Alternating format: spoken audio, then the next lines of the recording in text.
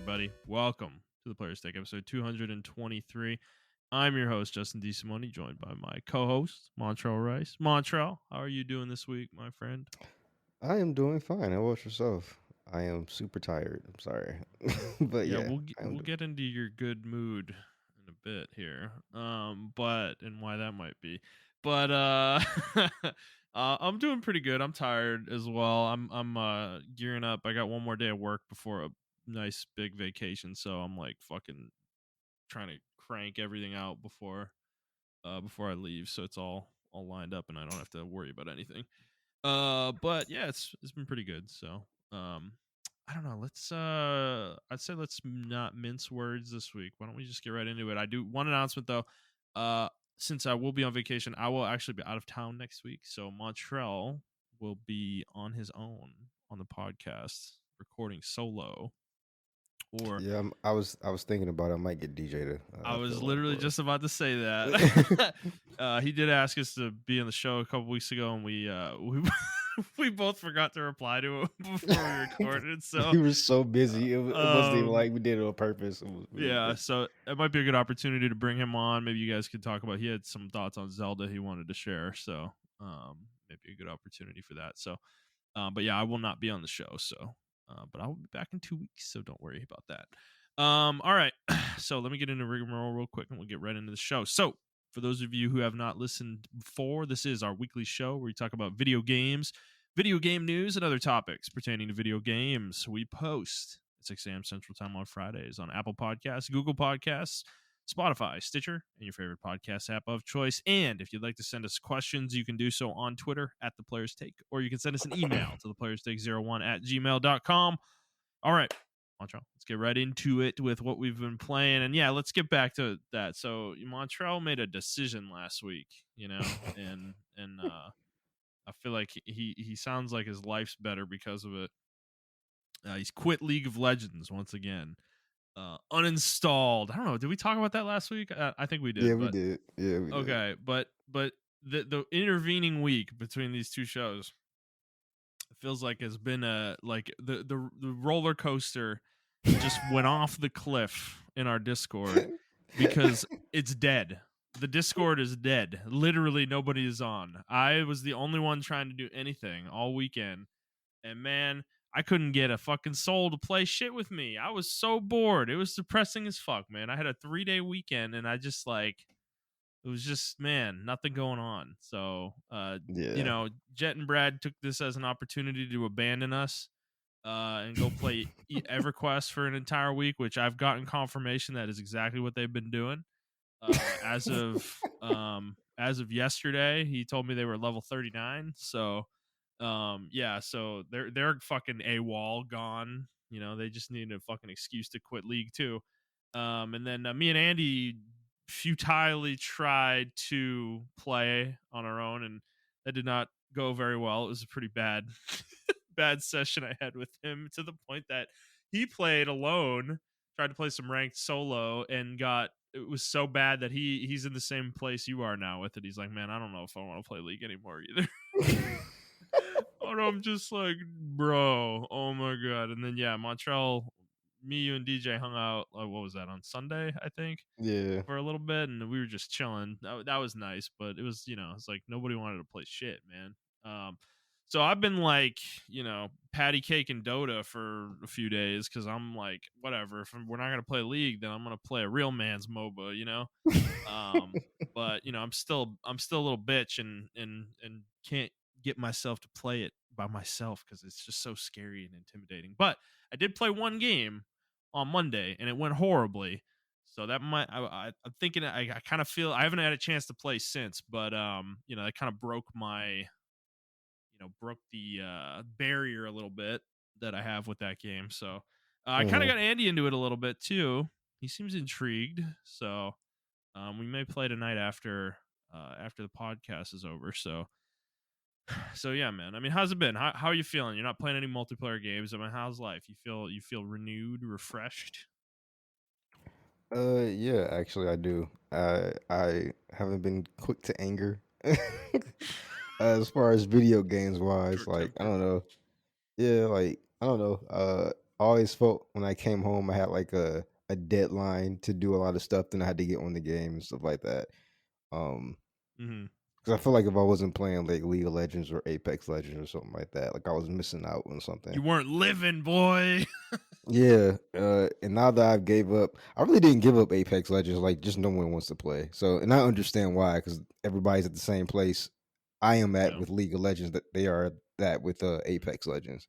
Yeah. Uh, so yeah, it just feels good not to play these games and then just play like single player games or something like that. I mean, hell, I'm down for co-op games. So like, I'm down for like Neo 2 or fucking Dying Light. I'm down Hmm. for like co-op online co-op games. Hmm. So yeah, just let me know whatever game you want to play, Well, then we can play that. Diablo 4 is next week, so we don't have time for this Yeah, shit. Like, I've yeah. got 2 days till I'm flying away, so we'll probably just wait for D4 next week. How'd it come out this week? No, it comes out if you buy the collector's edition, you get access to it tomorrow. But Oh, okay, if you okay. buy the So normal poor people edition, you get access to it 4 days later on the 6th. yeah, I'll just wait. I'm not pressed to play it that badly. Same. Um, yeah. So I don't know. I've been thinking about getting back into like Monster Hunter Rise, or taking this time to try out Wild Hearts. The spark behind Wild Hearts like came and went like really fast though. Like I don't Hmm. see anybody playing it anymore. Yeah, I Um, mean, dude, it's kind of exactly what we thought was going to happen, right? All yeah, this hype, and everybody's like, "Oh, it's a Monster Hunter killer," and it's like, I don't know. yeah. It was a game. So yeah, so I mean, I just been, I don't know. It just feels good to play a game where I'm not being hyper competitive, and I don't know. I've been watching like maybe memes because of my algorithm or whatever been popping up, and it's like it was like a dude crying or something like that, like Jesse crying, and he's like, the meme was like, when you hear that you killed a when you hear that you killed a 40-year-old gamer on the other end, and he says, maybe I'm getting too old for games. And it was like a sad crying meme, like, damn, I did that to him. I broke his spirit or something like that. And then I'm not 40, but I'm like 34. So it's like I be feeling like that sometimes, especially when I'm playing like League of Legends or Apex Legends. Like, I don't know, man. I feel like we're really good at first person shooters and games in general, but like these games nowadays are just like stupid crazy. And I go into other games, I try to play other games, especially like after playing Apex Legends. This is the I know you're not feeling this with MOBAs, but this is how I feel with MOBAs and like shooters. Hmm. I've played the best of the best as far as like in my opinion, like my type of MOBA, which is League of Legends. So if I touch Yeah. another MOBA, it's like it's not giving me the same adrenaline rush. And then I play the best of the best as far as like battle royales and stuff like that and shooters. Hmm. And if I touch another shooter, like my friend was trying to get me to play Call of Duty, and I was like, I jumped in, I played it, and I was like killing people like left and right and stuff. He was like, "What the fuck? You're fucking sweaty as shit." I'm like, "My bad. This is just how I play." And I played Fortnite too. Fortnite's really fun, but it's like I played that too, and I was playing sweaty as fuck, and I got like 40 kills or like 20 kills or some shit like that. And because we were out of the bot lobbies by that time, and like I'm out of the bot lobbies now. I'm playing with real people, and yeah, I still got like 20 kills on people and stuff like that, Hmm. and to the point where like people like my friend thought I was like playing on a Smurf account on PlayStation. And I'm like, this is my real account. So it's Hmm. like I played the best battle royale like Apex, and then I try to play other stuff, and it's just like it doesn't give me the skill gap Doesn't have the that magic. Yeah. yeah. So I don't know. It's just like I think maybe, and then I try to play Apex, and it's just like I don't even play that solo. So I was just like I don't even want to play that shit. Hmm. So I don't know. It's just like it's just a weird feeling right now. Like I'm in between like a lull trying to fill that void. Um which is cool. Like I can do a lot of other stuff. Like I've been catching up on TV shows. I've been working out a lot more. And I just been playing a lot of single player games and stuff like that. Like I'm playing You're Metal like Gear Solid healthier as a 5. person. You're more Yeah, centered. yeah. You've got a Yeah. zen to you. People at work are like, "Well, Charlie, you seem much more like in control of things lately." Like, yeah, I quit Yeah. League of Legends. That's exactly what it is. It's just League of Legends. I don't know. That game is like really toxic. So um But Yeah. yeah, I've been playing like single player games and everything like that. And even when I die in those games or something like that, like I don't even get fucking mad. I just like whatever. I can just try No, again. dude, see, it's a multiplayer thing. It's that feeling of being beaten by someone else that like gets to you, dude. You know, like that you're not. Well, it's You it's didn't. Yeah. like to me, it's just like I've never been this angry with like games though. Like I used to get upset with video games, but like it was becoming unhinged. And I think it's because like no, it Mm, was seriously becoming unhinged. That's why I had to stop. Like yeah. within the last year, 2 years, it's become unhinged because I feel like after the pandemic happened, Mm, I don't know if like hacker spree just started coming up, but that's what I feel like. I feel like everybody was just hacking.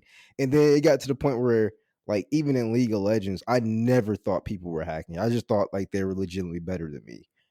But in yeah. some games, some ranked games, like they were just doing impossible shit. Like it really solidified it for me when that Morgana blocked that fucking Ash ult from Jet Oh yeah. off screen. That And I shit was was just like, wild. there's no way.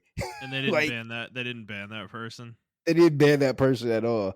It, Yeah. there was just no way. Like that was like the point for me. And then like obviously like 2 or 3 weeks ago, whenever I was playing, I was just getting steamrolled, and I was just like, this is not. I don't know if Silver just got really good all of a sudden, or if I'm just really bad. But it seems like the sentiment is like Silver just got really good, or like they changed the matchmaking and shit like that. So I don't know. It just seems like there's a bunch of bullshit going on. These games Yeah. cannot get their matchmaking together, and I, you know Yeah. what, just checked out. Like Yeah. you won, Yeah. Well. and Yeah. and you know what? I'm sorry, not to. No, And keep it's going. not just me. Like a lot of older gamers, like our age and stuff like that. I don't know if you watch this dude called Ordinary Gamers, Hmm. but they were talking about Activision, DMCA or cease and desisting a lot of like these mods, Call of Duty mods, fan made mods, where you can play like Call of Duty 2 or Call of Duty Modern Warfare 2, the old one, or Call of Duty 4 or something like that, with bots in the lobby. But the bots aren't like, like the standard, like, garbage bots. These are like really good AI bots. They play like actual players. They play like, Mm. and Hmm. stuff like that. But like, people have been playing those games. Like almost hundreds of thousands of people have been downloading these mods and playing these games because they're just so tired of like the sweatiness. And he was saying like too, I just want to come home. It used to be I come home from work, even in my 20s. I come home from work or I come home from school, load up Halo or load up Call of Duty, jump on the thing on the party chat with my boys, and we play. And you would rarely hear something about a hacker. Like we would rarely be Yeah. like, "Oh, that's a fucking hacker." Now it's just Hmm. like we're like, and we see it, and then Jet's getting all these like emails from EA, like, "Thanks for letting us know we banned a hacker," like every fucking day, and it's like, bro, Dude, or like Valve posts an update a few months ago at Dota where they banned like 120,000 accounts or something for cheating. 120,000 counts. Yeah, That's I think insane. so. Let me go look. You keep going.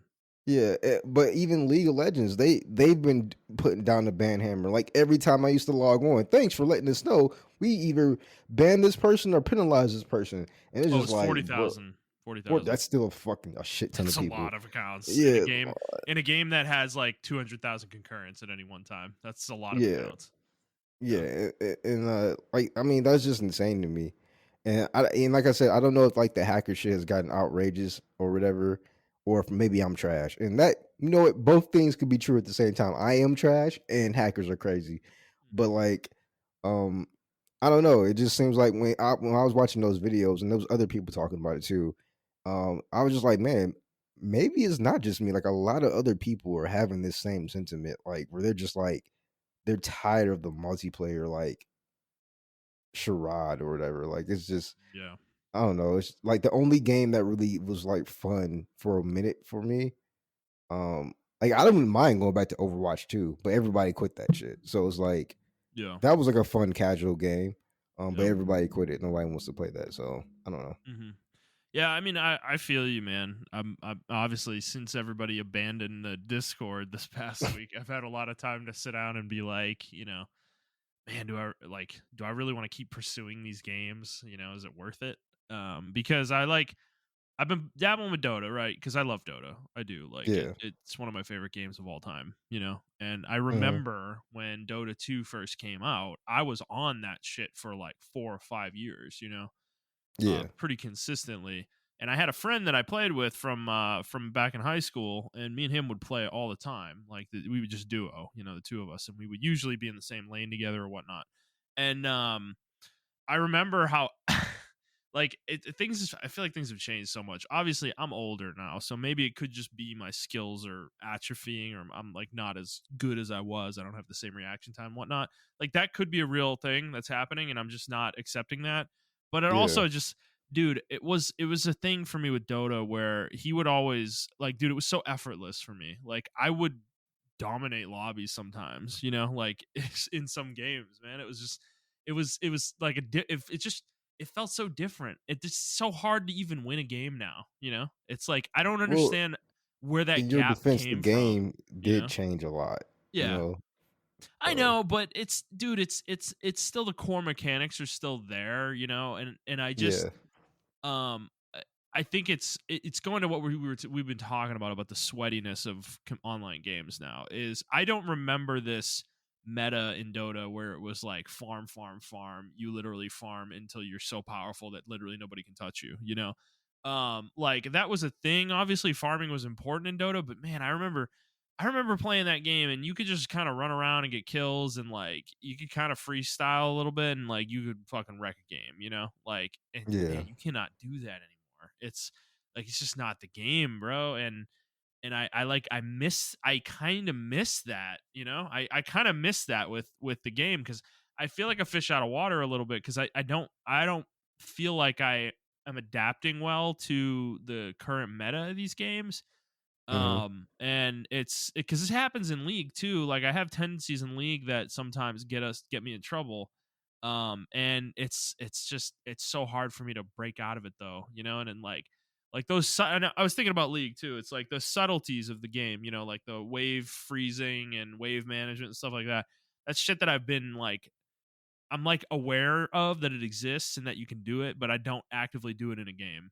It's like I'm not able to get that deep from a concentration level to like get that deep with the game. And it's like I'm not practicing it or anything like that, so that's probably part of my problem. But it's just I don't know. I feel the same way I guess you do and a lot of other people do, where it's just a little, it's just kind of depressing. There was like a magic to multiplayer games, at some point. And I feel like the last like 5 years in particular, Mhm. honestly, I'd say the advent of battle royale like really kicked this off. That genre of game. I think it created this like whole energy around multiplayer gaming that I just don't like anymore. The as much as I love Doctor Disrespect as a streamer, I think his demeanor and the way he is, I think a lot of people feed off that kind of energy that like, I'm the best, I'm gonna beat your ass, like that sweaty kind of energy. And yeah, man, it just is permeated into everything, Well, like it every was online game, always yeah, it was always a well, the problem was, like, I use Call of Duty, especially Call of Duty 4. Um, like, I used to have, like, a group of people I played with all the time, especially from work. Like, we all we used to go to school, and then well, we didn't go to the same school or anything like that, but we all worked at Chipotle. And we'll get off from Chipotle and we'll go home and then we'll play. Like we'll fucking play because we all had school and then Chipotle and then we'll go to and yeah. we'll work at Mhm. Chipotle and then come back. And then we'll all just fucking play the game. We'll play Call of Duty Modern Warfare, Call of Duty Black Ops, and everything. I think we stopped playing with each other maybe around Black Ops 2, or whatever, because we all got like different jobs and time Yeah. schedules and graduated and stuff like that. Yeah. But like, yeah, we always used to play that shit. And you would encounter like maybe one or two sweaty people in the lobby that just like totally wreck the lobby. But then the match, they'll leave the lobby or we'll leave the lobby if they stay in there for the next map, and then we'll get in there with some normal people. And then Halo, they had a specific playlist for the sweats. It was ranked. Like that's where you went to for sweats. Yeah. And I don't know, like especially Bungie, like they always manage their stuff around fun instead of like ranked Yeah. stuff. And they Right. and I remember the community was like begging them to be like competitive. Even me, like I was like begging them to be like Mhm. more competitive and everything. And now I under like 14 years later, now I understand why they were like, you guys don't want this. Because they were telling us, like, you don't want this. If you want this, it's gonna be miserable for gaming as a whole. And they were right. Like Yeah, they the understood the way, trend before anybody else. I yeah. Yeah.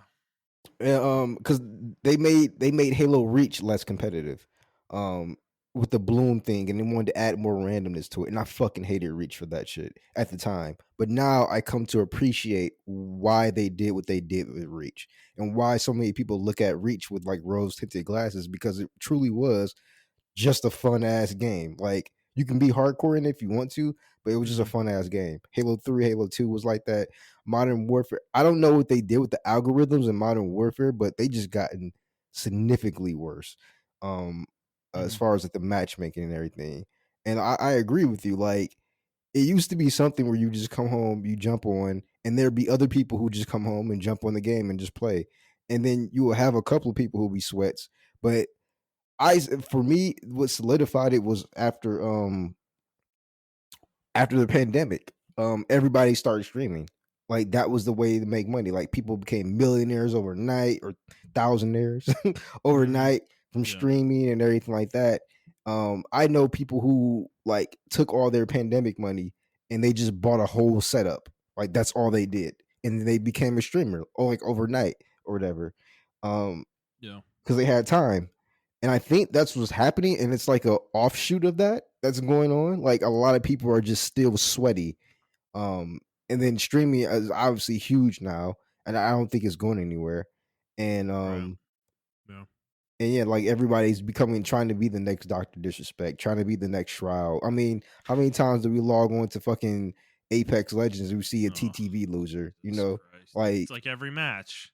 yeah. And Yeah. like they're trash. Like we steamroll them a lot of the times, unless they're Yeah. fucking hacking. Yeah. And it's Right. like,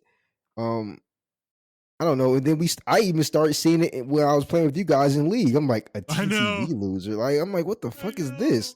know. I know, dude. Or In I'll like be playing silver rank match. lobbies. Yeah, and I'll be playing rank matches or something. And this used to be a thing. People will link their Twitch in the chat before the match started or whatever. And like that used to be a thing, and that still is a thing now. So it Mhm. never really bothered me. But Yeah. yeah, like seeing people's actual handles with TTV or something like that was like it was just so jarring to me. And I don't know. I don't think and then also like how progression is in multiplayer games. Like a lot of the stuff can be bought. Like I remember if you had a gold AK in Call of Duty 4, that was like a symbol of fucking pride because you got to like the 10th prestige level and you unlocked every fucking challenge that you had to do like Yeah. with every gun, and there Mhm. was no buying that shit. You had to actually play the game. So if Yeah. you were like a level 10 prestige with a gold AK, people were like, "Holy shit, this motherfucker did his shit." Now you can Mhm. just buy a fucking gold AK. Like you just buy it. I don't fucking care. Yeah. Battle passes. Everything is Right. battle pass. Yeah. Everything's monetized. Like you buy Call of Duty Modern Warfare 2 and I bought Call of Duty Modern Warfare 2, but you know what turned me off the game? All the fucking monetization. Like every time I logged in, it was like, "Ooh, a new fucking skin pack," and I'm like, "Bro, like, why can't I just unlock the skins, bro? Like, let me just Yeah. unlock them." Like, and like, if you try to say anything about it, kids are so used to it that they defend it at this point. Like, Yeah. that's there are 20-year-old, 25-year-olds who just grew up with like monetization now. And you're Yeah. just like, multiplayers did not used to be like this. It used to be like, oh, you pay a $5 or $10 for like, the new DLC map pack that came out like every maybe 5 months. You Yeah. know what I'm saying? Like, Dude. but now there's like a Yeah. DLC map pack. There's this, there's that. Fortnite, as much as I love Yeah. it, skins. Every time I log on, it's like, hey, the brand new skin that just came out, and it's like Yeah, Apex. dude. And Oh I don't man, know. look at the new Arsenal skin pack. Look at the new Yeah. fucking Horizon skin pack. And I was like, Yeah. bro, why can't I just play the game? Well, Like, that's why I when you log get into Halo, it's the same shit. when we were Everything's playing just trying to get you to Fortnite. buy shit. And it's like no one's. I don't know. I just feel like that's a big part of the game now. Like even if I play Battlefield, a full fledged game that I bought, like if I log into it again, they'll be trying to sell me skin packs. Like, oh, buy our battle pass. And it's like, I don't know, like it's just like the integrity of like online gaming is just fucking dead now. Like Yeah. thanks to capitalism, like you just fucking ruin multiplayer games for us now. I don't know. Get off my soapbox now. I remember when we started playing Fortnite, you guys were giving me shit about not buying a skin, dude, I literally it just bounced off of me because I'm like, that game's monetization is so like honestly unappealing because you can only wear one skin at a time. Like, why am I gonna buy 85 skins in a game where I can literally only use one at a time? Like, I just don't understand why that shit works on people. It's weird. I guess a lot of people will say the same thing about gotcha games with me though. So I'm not, I'm just putting it out there though. I don't identify with like Fortnite's kind of stuff. Like I will buy a skin eventually and I will use that skin for like 2 months. And then I'll probably get another skin and I'll use that one for 2 months. It's like I'm not buying a skin and changing it every day. It's like I just Yeah. can't I don't care about that kind of thing. But you when you were talking though, you reminded me of Halo 2 with the multiplayer in that game. And obviously, I never played online with it, but I played local, and you could make your own character basically in that game. You could like modify Chief or the elite, the Covenant Yeah. elite, and make them look however you wanted. Like you could change all the colors on their armor and stuff, and like make these nice little combinations. And I made like a pink and white like elite. I was just being a troll, but it's like you can't do that kind of thing anymore, man. It's become so I Yeah, don't you have to know. pay on Halo Infinite. You have to pay for colors now for color palettes. Oh my It's yeah, I insane. know, dude. I know. That's in the battle pass. Like that's so depressing, dude. And yeah, the other thing I wanted to say was Nintendo took the same tack with as like Bungie did with Smash Brothers. And I think for the longest time I was critical of them for that in the same way you were of Bungie.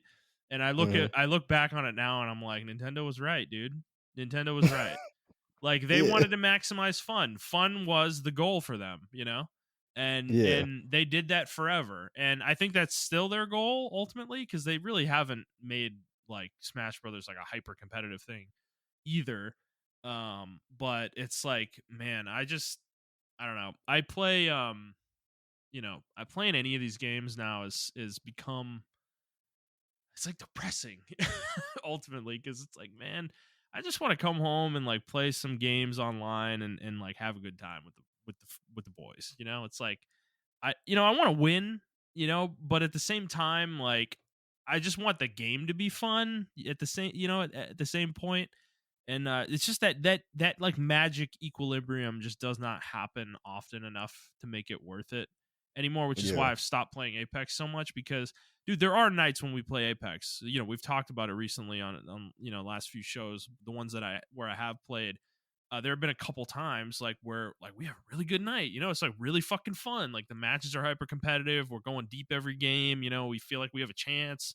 We're not running into hackers. But it's like that's like 1 out of 10 sessions. yeah. Exactly. It's Yep. it's it's not a consistent quality experience for me, and that's just become really frustrating. Because I don't want to spend 10 weeknights playing Apex and only actually enjoy one of them. Um, Yeah. that sucks. I like I would rather just go play my PlayStation and do some single player shit. So I don't know. I'm gonna give Dota a shot, but see if me and Andy can get into it and see if that magic is still there in that game. It probably isn't, but I'm gonna try it and see. I So don't know. I just feel like the lines have been blurred uh between modes and stuff like in games. Like they mean nothing now because you're yeah, always gonna have a sweat in one game. Like norms. I remember when I used to play League of Legends like 4 or 5 years ago. Norms was like actually norms. Like yeah, norms was like, people wouldn't get mad your first pick or whatever the case may be or anything like that because like you're trying out a new champion and it's fucking norms. Um But now, like Norm's is just as sweaty as fucking ranked. It's not as bad as Apex though, Yeah. because we literally do not touch Norms in Apex. Like Mm. we literally don't. And it's the running joke of Apex community that Norms is the true ranked because it's just so fucking sweaty. Mhm. Like, and it's just I don't know. Like I can only imagine like jumping into Social Slayer and fucking, fucking Halo 3 back in the day and just being super sweaty. Like that game would die instantly if that happened because Yeah. people weren't trying to play like that. People were just Right. trying to have fun, you know. So I don't know, man. Yeah. Fair enough. All right. Well, let's get into what we've been playing otherwise rather than not playing.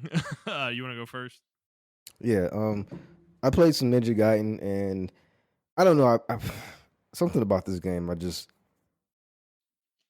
maybe the game is starting to show its date, like its age. Cause I just can't get into it, man. Like I be trying to get Oh into it because I no. just remember I love these games back in the day, Neo is and ruining now, Ninja Gaiden for you. yeah, I think it's just I don't know. I think Ninja Gaiden is a fun game, but I don't think it's there for me anymore. I've been Yeah. playing Assault Spy. I've been putting like a lot of hours into this game. It's just like mindless fucking Devil May Cry esque type fun. I love the game.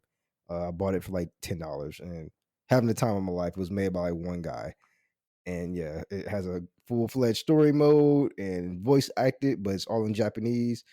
But they have subtitles and everything. Um, I don't know. It was just a fun ass quirky game. Like Hmm. it doesn't take itself seriously. I tried to play a little bit of Binary. I had to play this game more. This is a early access game, also Hmm. made by like 2 or 3 people, like a Devil May Cry type action game. So, but the controls are a little funky, so I had to get used to that game. But one game I've been playing is Metal Gear Solid 5. And I just bought Deus Machina or Oh, um Deus Ex Machina. yeah, Deus Ex Or Damon X Damon Ex Machina. Machina. My bad. Damon Sorry. X Yeah. Machina. Yeah. Yeah, I just bought that on Steam. So I will be playing that after this podcast. But but yeah, like Metal Gear Solid 5, I've been having just like a blast with this game. I don't know why this game didn't click with me before. Even though I beat it or I got really close to beating it. And I just like dropped it. But now like I understand the game. Like I I fully understand. I'm using all the tools to my advantage when I'm like playing the game. And besides like the mobile shit, like Yeah. that shit was weird. I forgot all about the forward operating bases and sending your people out to do Yeah. other stuff and everything like that. I forgot all about that shit. But where I was talking about, so you remember I was like, what the fuck? This is like 3 days. That's like the online component. And those are like really special, like Merc missions that were Oh designed yeah. to be like that or whatever. So those are like 3 or 4 days. And if you wanna speed past those, you can use something called MB coins that you have to buy and you can pass it. Now for the regular ones, they get progressively better on the offline side, and those are only like 45 minutes, 30 minutes or whatever. So Okay. I can get done with the mission and then those will be done. And they get progressively better as the game goes forward or whatever. But yeah, like I don't know, it was just cool, like building up mother base and um, just using different like mechanics and different things and everything like that. I never used D Dog or DD before, so this is my first time using D Dog, and that motherfucker is like the best because like he will blimp out. He'll keep barking at you, and every time he barks, an enemy shows up on your radar on your screen, and he tells you when like enemies are near, and that shit helps so much because there isn't a map like an active map like the older Metal Gear games. So you have to like actually pull up your codex and then let's look at the Yeah. map or whatever. So it's really good because like some areas are very vertical and everything. He can like see everybody within like like a 50 meter radius or something like that, something crazy. So he's like very overpowered. So I've been using him a lot when I'm infiltrating bases and stuff like that. And then like um when I'm just doing like free free mode or doing side ops and stuff like that, I Mhm. like calling in airstrikes and using fucking tanks and like the little mini like mobile Metal Gears and shit. Like the game's fucking fun. Like it's a fucking fun ass game. And when you need to go stealthy for the missions to get like S rank and stuff like that, it's really fun and rewarding to like do that type of stuff and like get an S rank or whatever.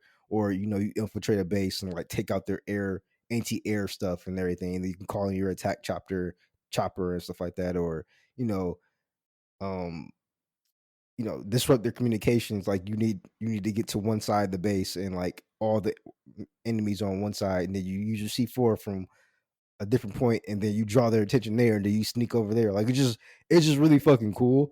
Like I actually sometimes feel like I am Big Boss or Snake when I'm like playing these games. Yeah. Uh, and I'm really upset that I didn't appreciate the game when it came out before. But this game is really good. If you ever get a chance, Justin, I recommend you play it again. Um, Yeah. it's almost like how you played Breath of the Wild before, and then it sort of kind of clicked for you the next time you played it. Mhm. I think this is what for Metal Gear. This is what happened with me. And then it came out at a weird time, like all these open world games came out as well. But to play it by itself and without that whole atmosphere, like to just play it in the vacuum by itself, it's a really solid game. And I see why a lot of people look at it fondly, because it's a really good Metal Gear. And I never hated the game. I just thought at the time I was really tired of like the open world shit. But this game is really good, and I'm hoping actually like Metal Gear Solid 3 kind of takes from this. Yeah. Not with Yeah. like the mission basis, but like kind of combine Mechanics. all the worlds and the mechanics and stuff like that, and combine the areas instead of different loading screens. Just have it as almost one big area or a couple big areas or something like that. Yeah, because this game is like really fucking good. And the graphics. I'm playing it on the Xbox Series X, and I don't know if they upscaled it for the Xbox Series X, but the graphics are still fucking good. Like Yeah. that Yeah. opening scene in the hospital is really fucking good. Like I'm like, Yeah. damn, this game was made like 2015, Yeah. 2016. Shit still looks good. I So mean, yeah. Kojima was always ahead of the curve with that stuff, dude. Like MGS4 still looks good, you know. Yeah. That's a Yep. fucking PS3 game. So, um, yeah, I will play that game someday. I don't think it's gonna be this year. I mean, there's just so many games to play right now. But, Yeah. you know, I think MGS3 is an interesting game because I think they can take a lot from MGS5, mechanically, certainly for sure, the way the game feels and whatnot. Because MGS3 is a weird game to go back and play. I don't Yes. think it holds up. I don't think it holds up very well at all.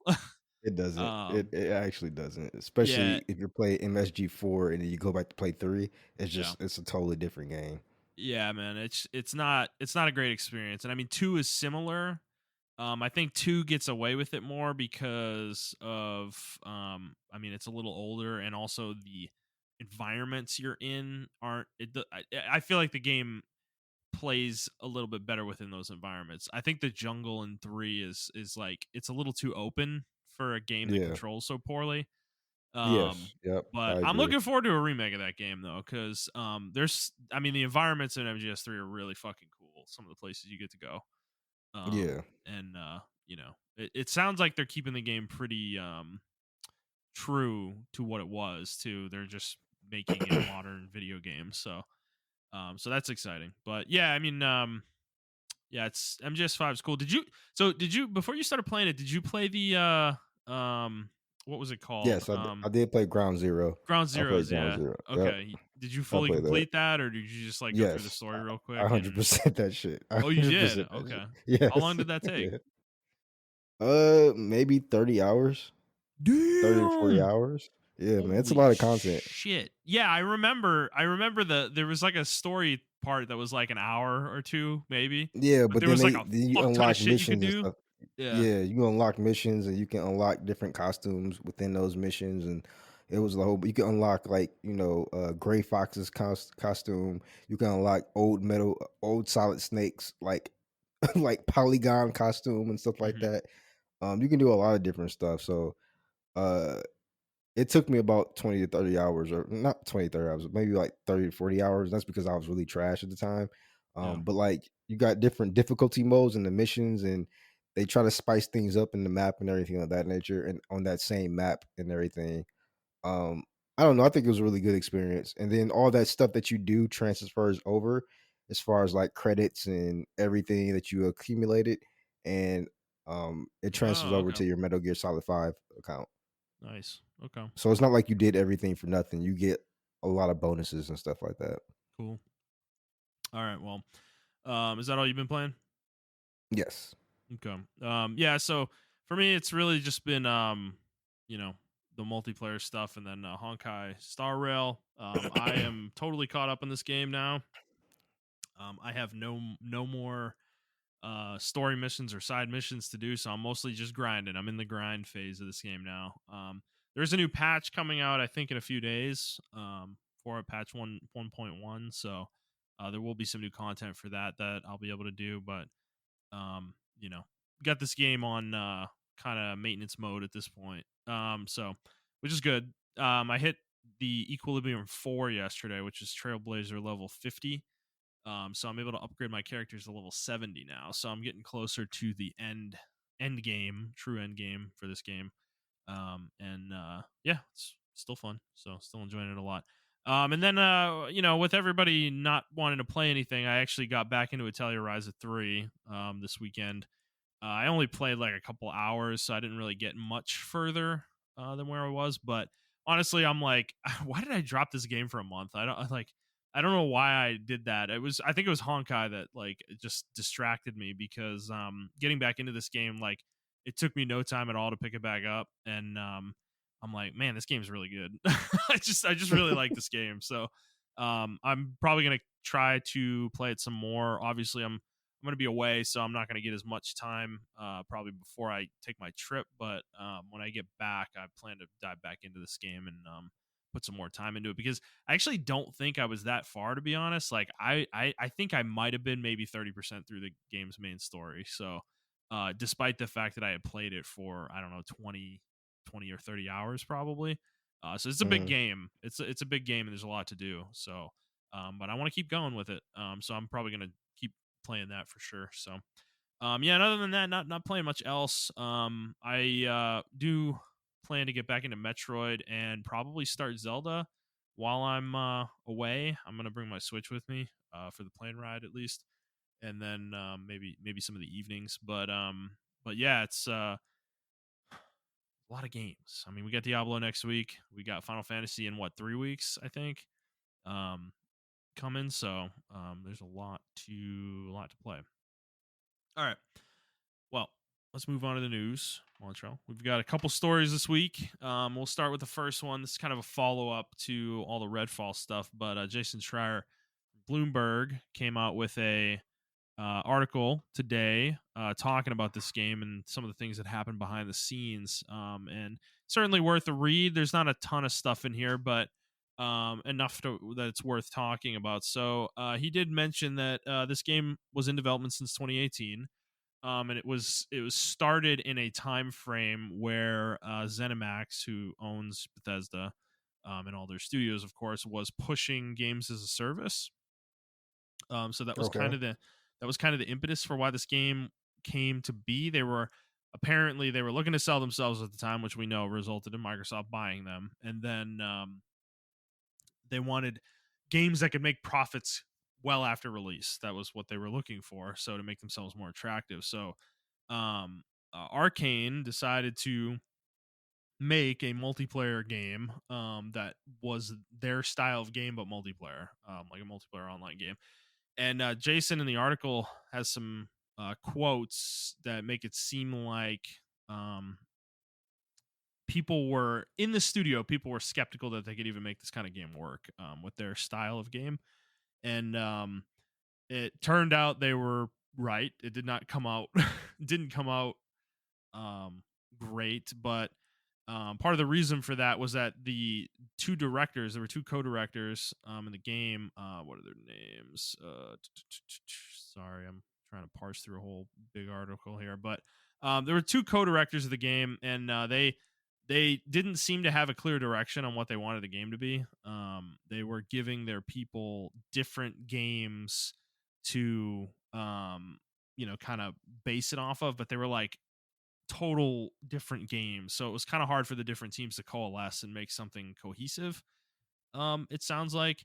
And he did confirm though what we thought with Microsoft when they came in, that they did not save this game. They actually took a hands-off approach with this game, and let them do their own thing. Which we talked about that interview a couple weeks ago with Kind of Funny, where Phil Spencer kind of admitted that. It sounds like he believes that was a mistake. They probably should have taken a more hands-on approach. But ultimately, it seems like a lot of factors resulted in this game failing, but they lost like 70% of the people that worked on Prey.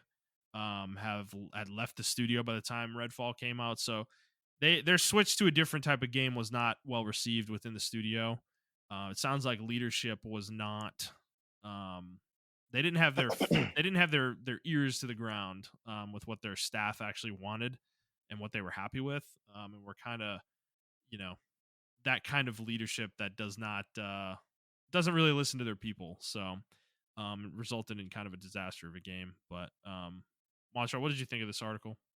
I don't know. The part that really stood out to me, I didn't know that Prey didn't sell that well. Hmm. I thought it sold really well.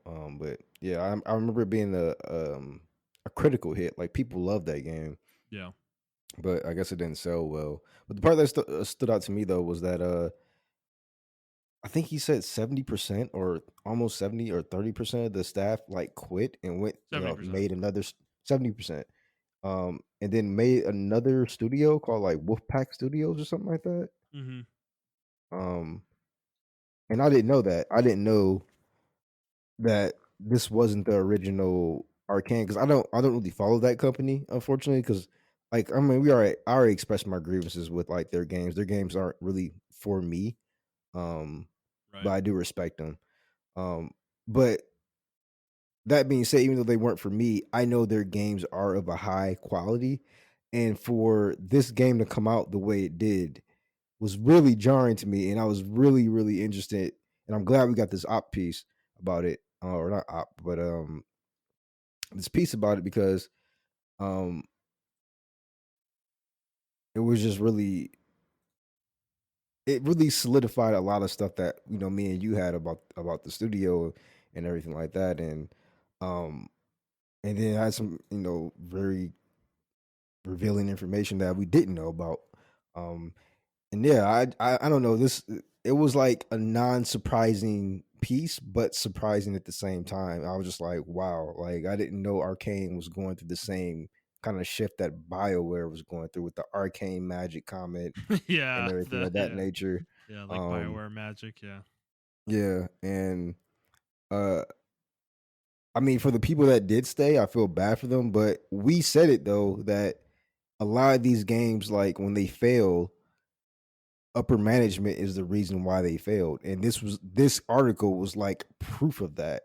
Hmm. That upper management has been failing the developers to the point where the developers themselves didn't even want to make the game. I mean, if you write the premise out on paper, Massachusetts, Yeah. vampires, other world stuff, it's really Co-op boring. shooter. Yeah. Yeah, co-op shooter, it's really boring.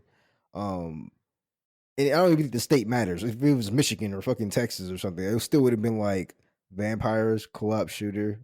Like I mean, kind of did this before, so I don't know. It was very very weird from Arcane, and I'm glad this article kind of came out as well. Um, but I don't know. Well. Well, I do know. It's just. I'm kind of glad this article came out and we got to see what happened, and I'm glad Mhm. we have. Even though I don't like the dude, I have my issues with Jason Schreier.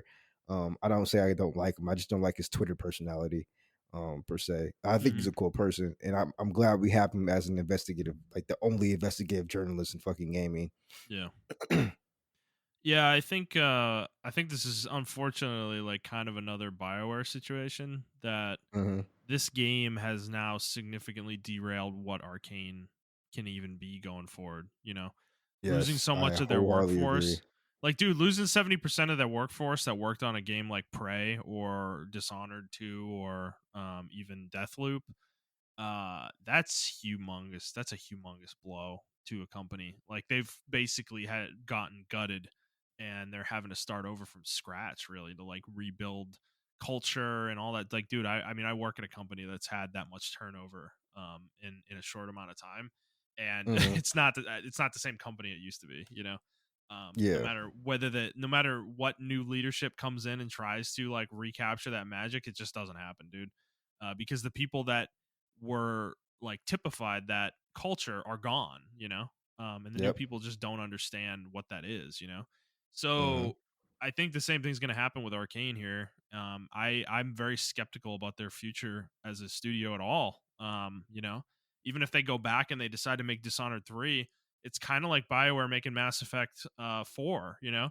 Like, what is that game even going to be? Can they even make it? You know, like I don't know. I'm skeptical. So it's Yeah, an you would unfortunate really have to situation. poach a lot Yeah. of that talent from that studio that they all ran to. Hmm. Like that's Yeah. you have to get that back, and They're not going I to. don't There's know. no way. They're not going to. Yeah, Why would they go yeah, back? Like they're doing their own thing now. Like they moved on. It's done. You know. It's they like Arcane has to move forward and become something new. You know. Like that's the reality with it. And honestly, this article though made me think about Microsoft and Phil Spencer specifically, and like what can he do better?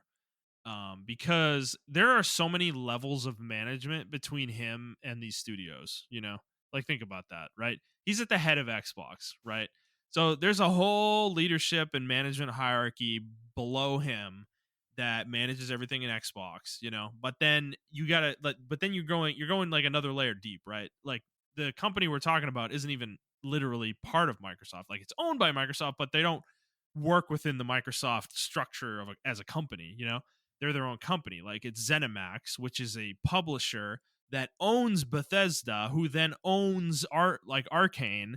You know, we're talking about layers and layers of management between Phil and this. You know, it's like how is he specifically supposed to have the impact to like do anything about this kind of thing? And it's to me, it's like it's really hard to do it. It's clear that like it's not easy to manage studios like this that you have not built from the ground up yourself, that you purchase. You can't just come in and like you're not just going to come in and like wreck shop and take over and fix all their problems, you know? Like he decided to take a yeah. hands-off approach, and that has clearly been a mistake with many of their studios cuz we've seen many of their games kind of fail and fall on their face with the Xbox Series X. But at the same time, it's a tall task for him to manage all these studios. You know, he can't do that on his own, right? He needs to, at some point, trust other people to be leaders, you know? And Yeah. if those leaders aren't good at what they do, or they're the type of people who are ambitious types who are trying to climb a corporate ladder, those people are very bad to have in an organization, in my opinion, because they don't have the organization's best interests at heart. Like they have their own interests at heart. They're trying to climb a ladder. They need to make themselves look good in order to move up, right? Well, And the way you do that is by obfuscating the truth, because almost no organization is run well. Like realistically speaking, there are issues at all levels of every organization, you know. yeah. But if you want to make yourself look good, you oftentimes a lot of these people obfuscate those things in order to they don't tell the truth, or they don't tell the whole truth, or kind of mislead, or sometimes they just hide things entirely. They don't even tell. So that's the issue that Phil has to deal with. Is I don't think he has a good leadership team below him. Like I think honestly, the more of these stories that come out, it's becoming clear that that is a problem. You know, and I think ZeniMax in particular is an issue.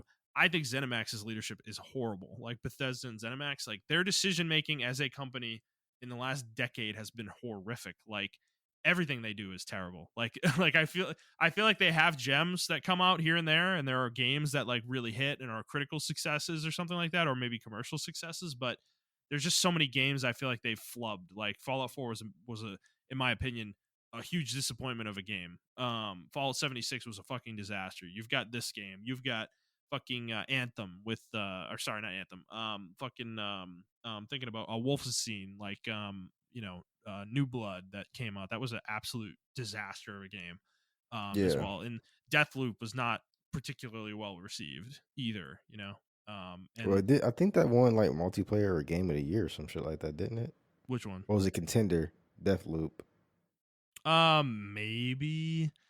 But It was like, something that if you go won. back and look at the reception of that game, though, it was very tepid. Like, it was like a 6, probably somewhere in that range, 6 to a 7. Yeah. Which I for do remember it came and went. Like it was very hyped up, and then it just came and went. Like no one had said anything necessarily good about it or bad about Deathloop. It was just meh. I don't know. yeah, and then you've got announcing Elder Scrolls games that aren't going to come out for 9 years after they're announced. Like, what are we doing here? So I just don't think the leadership in Bethesda or ZeniMax is good. I don't think they have been good, and that's an issue that Phil has to deal with because they bought that company.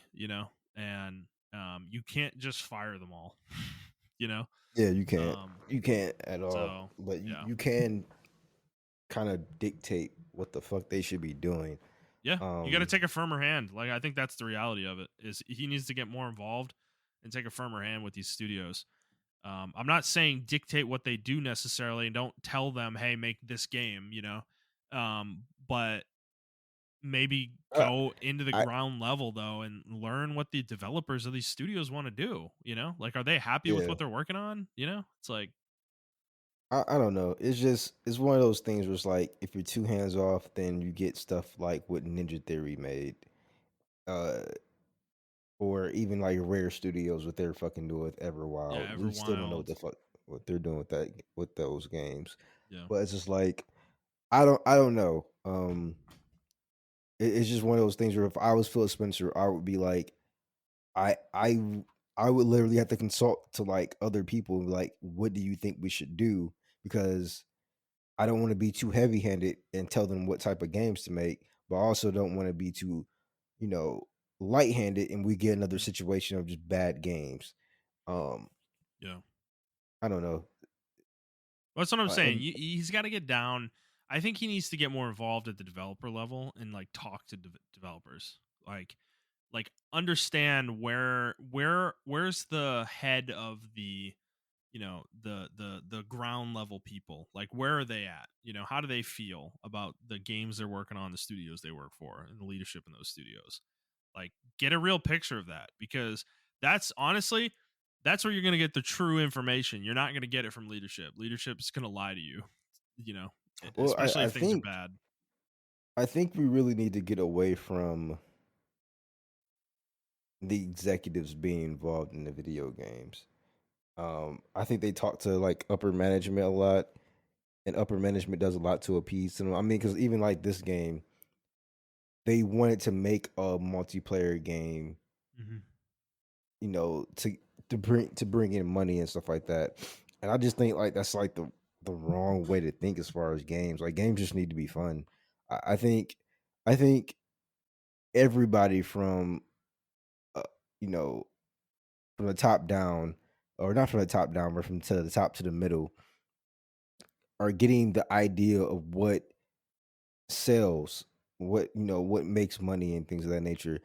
They see like Fortnite, making a whole bunch of money off these skins and stuff like that. When at the core of the game is fucking fun. That's that's Mm-hmm. the core of Fortnite, and a lot of people are just missing all over that. They're seeing like what it's making them money, but they're not actually seeing why it's making their money. Um, so Yeah. I don't know. Mm-hmm. Yeah, it's just a shame that everything is being, and I think a lot of creativity is being stunted by that. And I think Yeah. like I'm actually happy that 70% of the workforce left because they didn't want to make this fucking game. Like Yeah, but that shows that even developers are like, we're tired of doing this shit. We want to make good games, creative games. yeah, but dude, this is my point about leadership, right? When you see that kind of attrition, don't you think that's a problem? Like, doesn't that indicate something to you, like, at the studio, that there's an issue at Arcane? that many Yeah. people are deciding to leave. Like if people are happy at a place, they don't leave, you know? Most people are like that. Unless they're type who are trying to make more money or the ambitious like trying to climb a ladder type. Most people I would say though aren't that, you know, they're just trying to find a job that they're happy in and they want to work there, and as long as it can fulfill their monetary needs, they're good, you know, a lot of the time.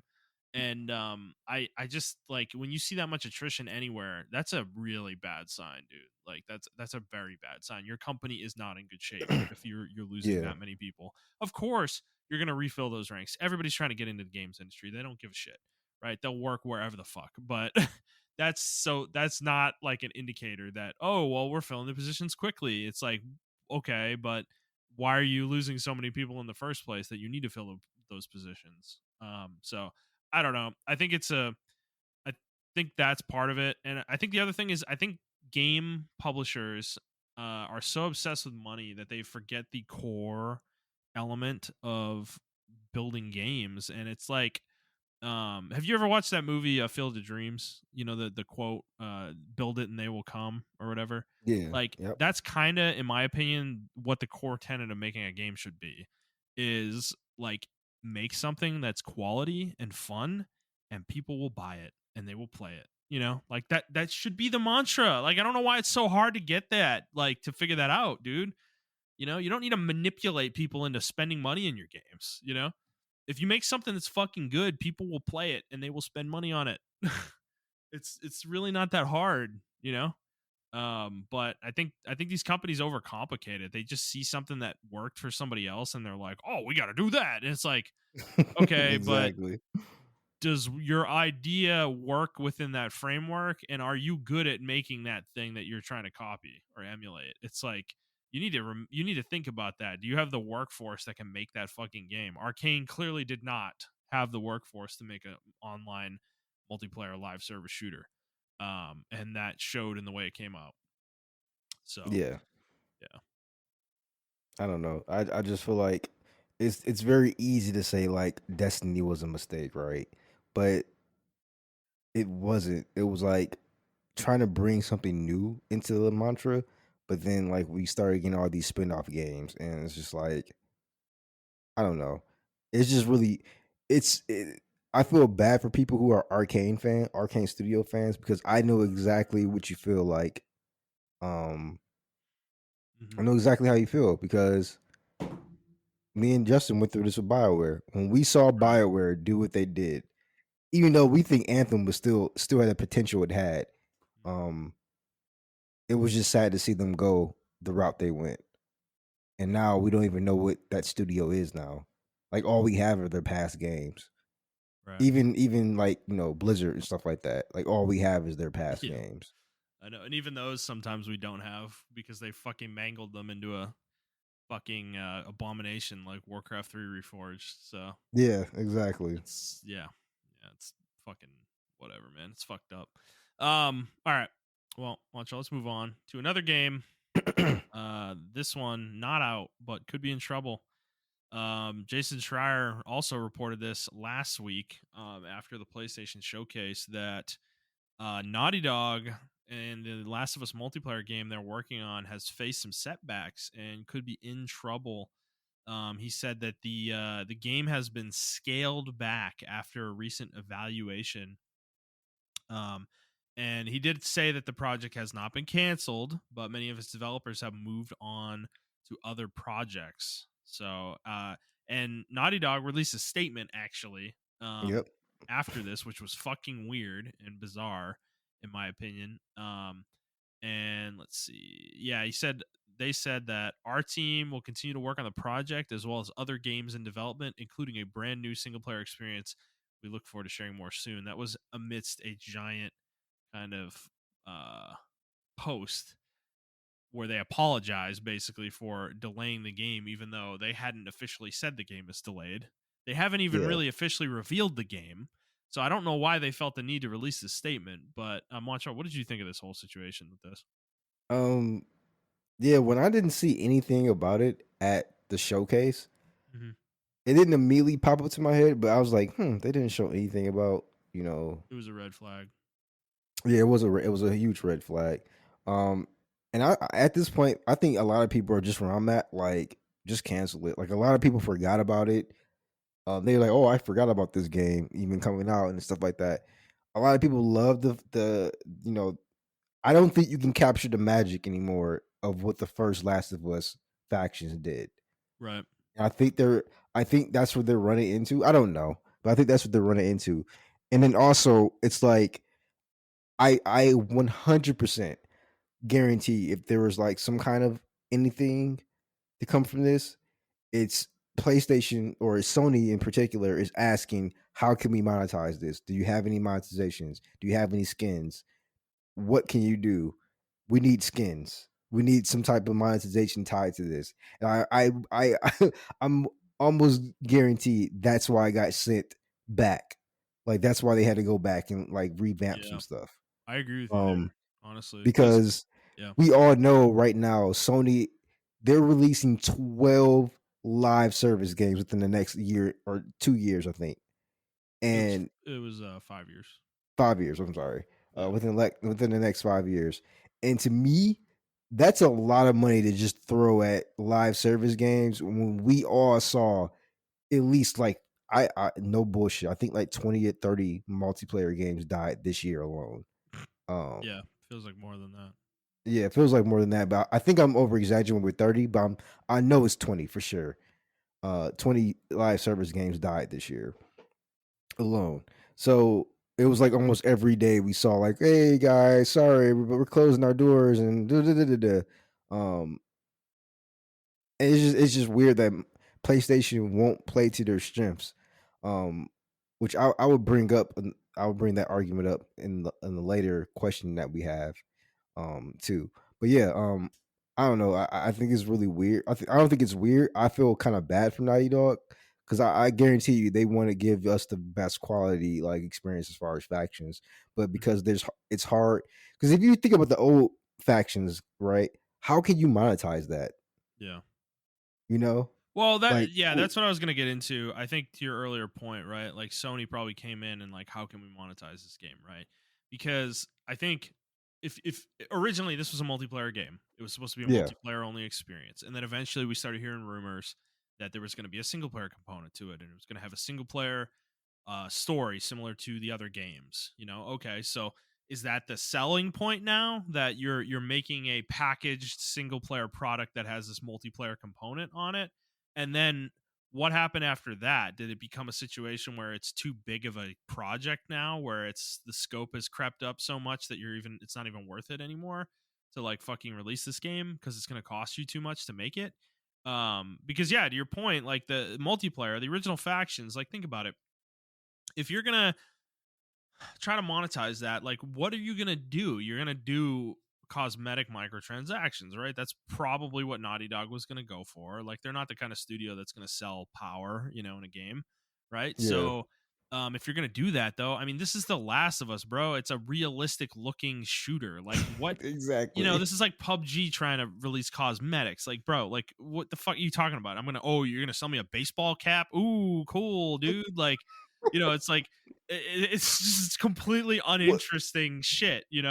So I Well, think that you might have remember been the problem Division's they ran into. microtransactions? Like Uh, I feel like the Division had that same issue. yes, absolutely. Like, what are you gonna sell? Like a pair of fucking pants that Some look fucking sneakers. cool, Oh shit, I some got my sneakers. Nikes in fucking The Last of Us, bro. It's like, okay, cool, man. you know but you can't like go crazy with it. Like you're not gonna put like fucking crazy like anime skins and shit in this kind of game, because that's not what Naughty Dog wants their game to look like, right? Not The Last of Us. They're hyper serious about that shit. So like, if you want to talk about sweatiness, like they're sweaty when it comes to development, dude. Like, Yeah, they're never gonna make their game look goofy like that. Probably the goofiest thing I could see them doing is like putting in like fucking Uncharted skins or something. Like the donut Drake skin or something. Which even that they like I think they like took that out of Uncharted 4 because they would they didn't want to offend people or whatever. So it's like if you're gonna put that many barriers on yourself, it becomes really difficult to make something that's interesting from a monetization standpoint. I just don't know what this game would offer in that regard. So that could be the problem they're running into. Really, seriously. Yeah, and I mean, what else could it be? You know, like I don't think. How long has The Last of Us 2 been out? For 4 years now, right? 3 years. Came Three out. years, 3 years now, and it's a multiplayer only component. And I want to say like you already have the mechanics, uh, the Right. models and everything like that to Theoretically, work yeah, with. you're using the same engine, right? So like what's Yeah, taking so long? what's taking so long, and You it know? has to be. I don't think it's the developers. I don't think it's Naughty Dog. I mean, yeah, we know they're a stickler when it comes to the development and everything of that nature, but I really think it's Sony stepping in, or the higher ups, or maybe even upper management, and maybe not even upper management. Yeah, I think it's just Sony saying like, okay, cool guys, but how are we going to monetize this? Yeah. Like, it is Right. like, is it not enough that you have a full fledged TV show that's banking in money now? Yeah. Like, I don't know. It's just weird. I don't fucking That's know. why I think it was weird that this was separated from The Last of Us 2 to begin with. I think realistically they should have made it a component of that game, and Yeah, I think their decision to not do that. Obviously, we got The Last of Us 2 sooner because of that, which is great. But at the same time, this project is now suffering as a result. So I don't know. I don't know what the future of it is. I mean, the fact that they're moving people on it is not a good off of it. Rather, is not a good sign. You know, that's this game seriously could be in trouble, like big trouble. Could be yeah, done. Because yeah, dude, the original game's multiplayer was actually really fun. I didn't play it very long, but I think in a now, if it came out now, it would be such a fucking breath of fresh air in this sweat stained fucking, you know, battle royale environment that we live in games now.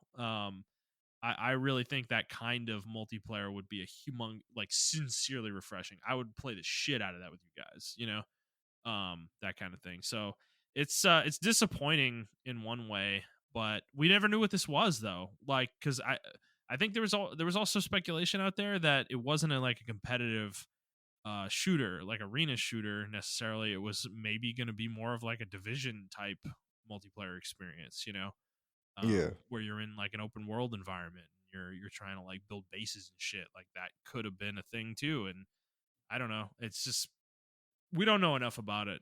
You know, it's all speculation from us. But um, at the same time, it sucks. I was looking forward to this. I definitely was. So we'll see. I mean, they're not canceling it officially, but this feels like one of those situations where a year from now we're gonna get that story from Jason saying, "Yep, it's been canceled. They've fully moved on to a totally different project." You know, so we'll see. All right. yeah. Any other thoughts on that, Montrell? Nope, that's it for that. All right, moving on. So we're done with news. We did get a bunch of questions from that dude. He had like a whole thread of questions he sent us this week. So I don't know if we're gonna get to all of these, but we'll go through them here, Montreal. You want to just start at the top, or you want to do a specific one first? I really want to talk about that Xbox one. Can you do that Xbox one real quick? Is that the third one down? I think so. All right. So here's this question: if Microsoft cracks down on releasing quality games in this generation, do you think it's too late for them to make a comeback?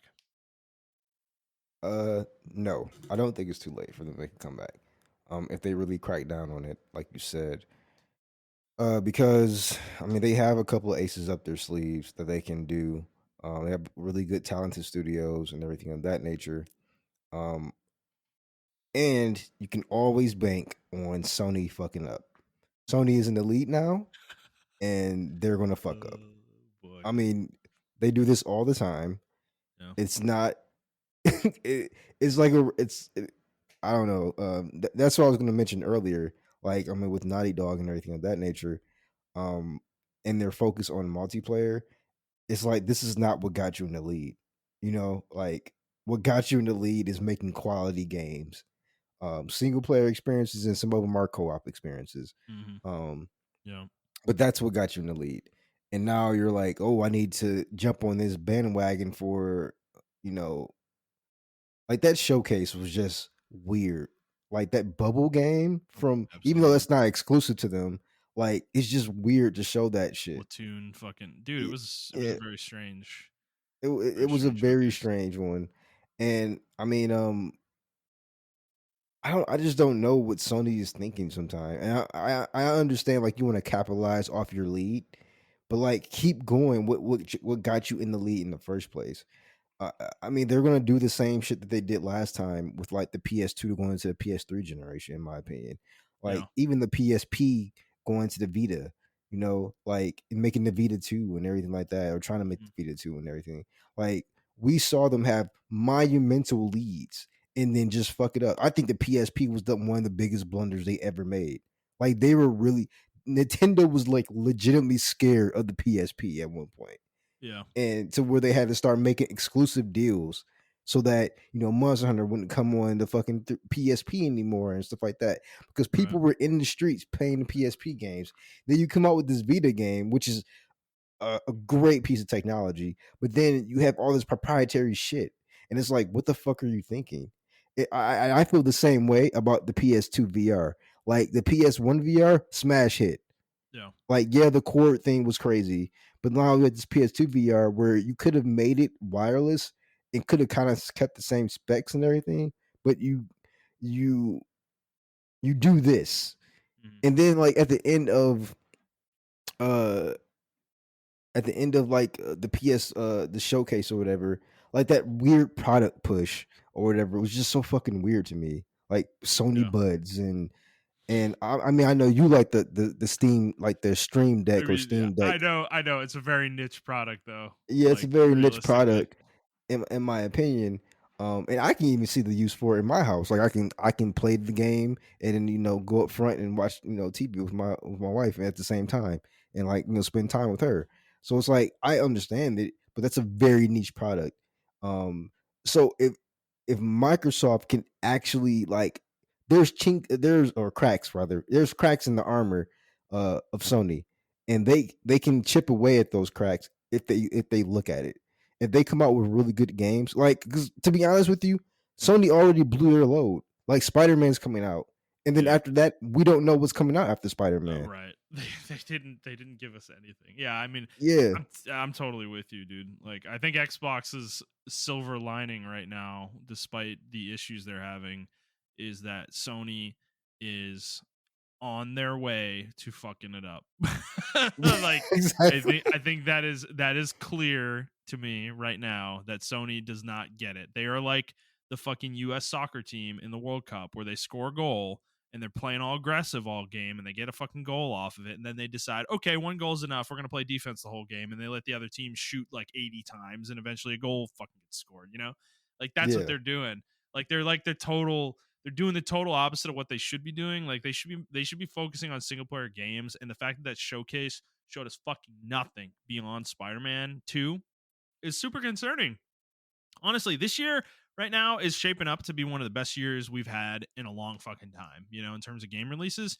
yeah, And I'm yep, thinking next year we're gonna bounce back into one of the worst years we've ever had in gaming. yeah. Because I there's wholeheartedly agree. fucking nothing. There's nothing from either one of them. Like, what the fuck are we even waiting on? Like Nintendo even like, dude, I don't what's coming out next year? Like, we don't know any games that are coming next year in 2024. This is crazy shit. Like, this is not normal, you know?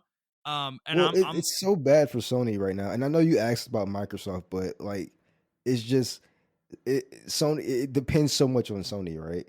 And it's yeah, like I know totally. Sony. It's so bad for Sony right now that even the VP of what was it wasn't of sales, it was of something else. Forgot his name. I think I sent y'all the tweet though, and he even was like, "Hey guys, I saw the footage of Phantom Blade, and I was like, oh my god, we have to put that on the fucking showcase," and blah, blah, blah, blah, blah. Because he obviously knows of the rumors of this game not being true or of not being real, and that's just such a weird thing to double down on. And then Sony themselves, PlayStation accounts keep fucking retweeting and showing Phantom Blade. Like we know the game's not real, y'all, and they just keep doubling down on this game, and it's gonna look so bad. Like maybe I'll eat shit, right? I hope I eat shit. I hope this game's fucking real, But it's gonna Yeah, look so bad on them if they yeah, come out like next year or even in 2025, and this game still hasn't been fucking released yet, right. and it, And it and, just you know disappears off the face of the planet. it disappears off the face of the planet. And like a lot of people will forget it too. I think they won't suffer from that, but people like us, right? We will remember shit like this. And it's just like, wasn't it weird that they were doing this weird product push for Phantom Blade and then they just stopped saying anything about it? And I don't know, it's just a weird thing to double down on. And that shows to me that they don't have anything in the pipeline beyond Spider-Man because we already got God of War Ragnarok. We already got the Ratchet and Clank game. We already got The Last of Us. We already got The Last of Us remake. What are your major studios making? We don't know because you haven't told us. I mean, yes, Bungie's making Marathon, but we don't even know when that game's coming out. And that's not So it's just like, exclusive, probably. and it's not probably not exclusive. So it's like we just don't know what's going on with you guys. And bringing it back to Microsoft, in my opinion, this will be a go. I don't even care if the games, bro, are coming out in 2025. This would be the golden opportunity to be like, yo, we got Fallout 2, or we got or Fallout New Vegas 2, or we're making some kind of Fallout game. We got some kind of Elder Scrolls game. We have some kind of fucking Fable game coming out. We have something coming out. We have a lot of stuff coming out within the next 2 years. And you Right. have to show and these games have to be fucking ready, or at least have some kind of footage. You have to have, you have to. It goes back to our conversation earlier. Phil Spencer has to like round up people. He has to go to the ground level, like you said, talk to these developers. Hey, are you happy with Everwild right now?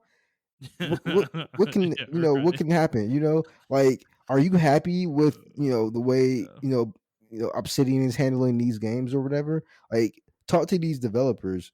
Like, we saw Avowed, right? And we don't even know what's coming, when Avowed is even coming out. Like, We haven't seen that we game saw in the trailer for years, it. dude. Yeah, exactly. Like, all these games are slated for years. All we're getting are CGI trailers. But in my opinion, Microsoft has just needs to say like, this is what's coming out, and show something, bro. Show us the developers making the models or something. Show us something. Don't show us CGI trailers. Show us something. Um so yes, in the what if question, if Microsoft cracked down, um yes, I think it's not too late. I mean, no, it's not too late for them to come back because they can make a significant comeback in 2025. Like, They can come. this They can get generation. a significant comeback now. Like, what is Sony releasing besides Spider-Man 2 now, dude? Nothing's come out from them this year. Like, what are they have no games right now, like either. Like they're not being criticized enough for this right now. I think their planning in terms of their release schedule has kind of been poor. Like they're I don't they're not in great position right now, to be honest. I think 2024 is a huge opportunity for Microsoft, Mhm. and Starfield is going to be the kickoff moment for them. If that game can hit and be big, that's kind of might be their jumping off point to have some momentum, Because I yeah, agree. I don't know. Like, dude, we don't know anything about Ghost of Tsushima 2. We have no idea now. Now that Naughty Dog is saying factions is, this whole shit with factions is happening. We have no idea what Naughty Dog is making, and it's probably fucking years away, to be honest. At this point, whereas factions was pseudo imminent, we were thinking, maybe within the next year we would get that game. So that's not happening anymore. Then you've got Spider-Man 2's coming, but after that, Insomniac's probably done until the end of the generation, I would think, probably till later in the generation, more than likely. And then you've got, Santa Monica just came out with God of War Ragnarok last year. So I'm not expecting a game from them for at least 3 years, probably, right? So, I mean, those are four major teams. You got Gorilla. Horizon just came out a year ago. I mean, they just had a major DLC for that earlier this year. I don't really consider that a release, though. So they're I mean, I'm pretty probably a sure they few years do. away from there. Yeah, I know, but that's bad. That's a bad strategy. It's not a game. It's a DLC add-on. And so for them, what are they? Another 4 years away from their next game, probably at minimum. So those are five of their most major studios, and we have no fucking idea when their next game is coming out. And beyond Spider-Man 2, obviously. Um, and I'm who else do they have? What else do they got at this point in the stable that isn't a multiplayer game? I'm probably missing a couple studios, but that should Well, probably tell you what you need to know that the fact that we yeah, do this like, we're podcast every week, I can't even think of them. yeah, Media we're your third Molecule, what the fuck party. are they doing? They ain't doing shit. They got nothing going on. You Well, got they London have Studio. They're a fucking VR team. You know, you got Polyphony that just came out with Gran Turismo, so you're not getting another one of those for a while. Like, I mean, there's not that many well, more studios after that. So where are your like third party exclusives? Like where's Bluepoint? Where are their games coming out at? right. Like I mean, I know I'm tired of it. I'm tired of the fucking meme at this Well, point, Blue but Point's first it's party too. What the fuck are they even working on? You know, exactly. like you just bought Exactly. them. Housemark. What are they working on? Returnal's been out for 2 years. What's the next game, bro? Like, what are we doing here? Yeah, like I don't know, like I'm tired of the fucking meme at this point. But there is some kind of truth to it. Like I understand why the fans are like that. Where is the Bloodborne 2? That I know. game was a critical hit and a good system seller. Or fuck it, Bloodborne remake. Just remake Or the yeah, fucking game. a Bloodborne remake because I refuse to play Bloodborne 1. Like the Yeah, the loading times game's are fucking actually not insane. in that good a shape. So just rebuild it. Just You know? rebuild it. Like people have been begging for these type of games, and like I'm tired. Like I said, I'm tired of I always tweet and make fun of Bloodborne fans, but they have a point. Like this was a good selling game. Where is it at, Sony? And like Right. you don't have to go to From Software anymore. You have Bluepoint. Like that, I'm pretty sure that is a Sony exclusive from Software. It is. They own the IP. Yeah, so it's like, why not just get Bluepoint to make the game again? You Right. know, like I mean, Yeah. and maybe they are, and maybe it's not ready. And to their and okay, I'll eat shit if they come out like in the next couple of months. Like here's our other games that were they do a state of play and they're talking about their other games they're making. But it's just like in that state of play, I didn't see like no Japanese titles they're making or like I just didn't like. And Sony's known for stuff like that. Where are all these games? Like Right. all we saw was Phantom Blade, and Right. that was like the most hype game we saw, and that's not even real. So Yeah. so it's like, what else can we see? Yeah, and I mean, you got Team Asobi. We don't know what they're working on. No idea. London Studio, like I said, they're basically a VR studio. Media Molecule might as well be dead and closed. Nix's is a PC port studio. You've got Savage Game Studios, which I think is like they don't even make their own games. XDev, they don't make their own games. Oh, Bend is the other one. Yeah, I forgot about Bend, but for good reason. I mean, it's been what 4 years since Days Gone came out, and what the fuck are they working on? You know, like we probably got another 5 years before their fucking game comes out. Firewalk multiplayer game, Haven Studios multiplayer game, Pixel Opus, I think they're a multiplayer game, you know, and then that's it. You've got San Diego Studio, they're making MLB games, MLB the Show. That's it. That's the whole studio lineup, guys. Like what do we have to look forward to in the next 2 years from the first party from Sony? Honestly, there doesn't seem to be anything. Like, so yes, Microsoft absolutely has an opportunity here that they need to recognize it and fucking get their shit together, because I think PlayStation is fucking up right now. Like they're putting their resources into the wrong things, and they're gonna have a splurge of games come out in 3 to 4 years, and I don't know if people are going to respond to all these multiplayer games at that point in time. Yeah, I think they grossly grossly misunderstood their audience. Yeah, Like they think their audience is they're trying to capture a new audience. They're trying to have their cake and eat it too. Like they're yeah. trying to I get mean both. they And realize that a lot of their audience came over from Xbox and they were multiplayer oriented. But you got to realize that those people that came over from Xbox that are that multiplayer was like 10 oriented, years ago, bro. Like, bro, they only play like Madden, Call of Duty, like the major big multiplayer games. boys, right? The Yeah, big they're not going boys. to gravitate towards other games. Your Like I'm stupid fucking sorry, Payday 2 ripoff, you know? Like, I forgot about that shit. Yeah, yeah, like, diverse come on, payday. man. Like, Dude, I just like don't understand. Like I can't fathom the amount of money that flows in and out of these companies, dude, that they make this shit. That this shit actually makes it to like print, digitally like sent out there and people can buy it. Like that fucking bubble foam game, Foam Stars or whatever the fuck. Like what in the fuck is that? How did that get all the way through the fucking brainstorming stage all the way to the point where you're making the game and you're fucking making a trail? Like, it's no offense to it's Square. executives. It's No executives, offense, man. Square. Nobody's playing that game, bro. that shit is gonna shut down within 6 months to a year of it coming out. Like I'll like put it out there fucking right now, you know? And to be frank, that fucking what was it? Fair Games is the kind of heist game looking game. Mhm. Dude, no offense. I think you're in the same boat with that one. Like, I don't know. Like, is this really what the Sony hardcore is looking for? Like, I don't think so, man. You know? And it's kind of disappointing to look at the list of studios from Sony and that less than half of them are probably making single player games. You know? That's really sad. It's kind of depressing, actually. Yeah, yeah, no, I agree. I just think like it's just weird. Like you said, like who are greenlighting these games? It's like that, and that's why I said like Xbox. Sony is in the position that Xbox was in, right? Or Mhm. currently going through, where they're just greenlighting random shit or greenlighting, multiplayer. And I think like as far as multiplayer, they're greenlighting anything because they Yeah. want to know what will stick and what will not stick.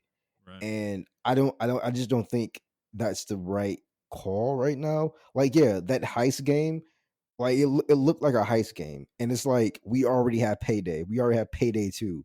Like Yeah, and how we big don't is that want game? How big are those games it realistically? has a Like, niche market, but it's like we don't yeah, is that what Sony's like really going for, dude? Like, I I don't don't know. know, They want Fortnite is what they want, and they're not gonna get it. So man. I think Everybody I wants think Fortnite. no, yeah, they're a fucking rabbit chasing the carrot on the fucking those fucking racetracks or whatever.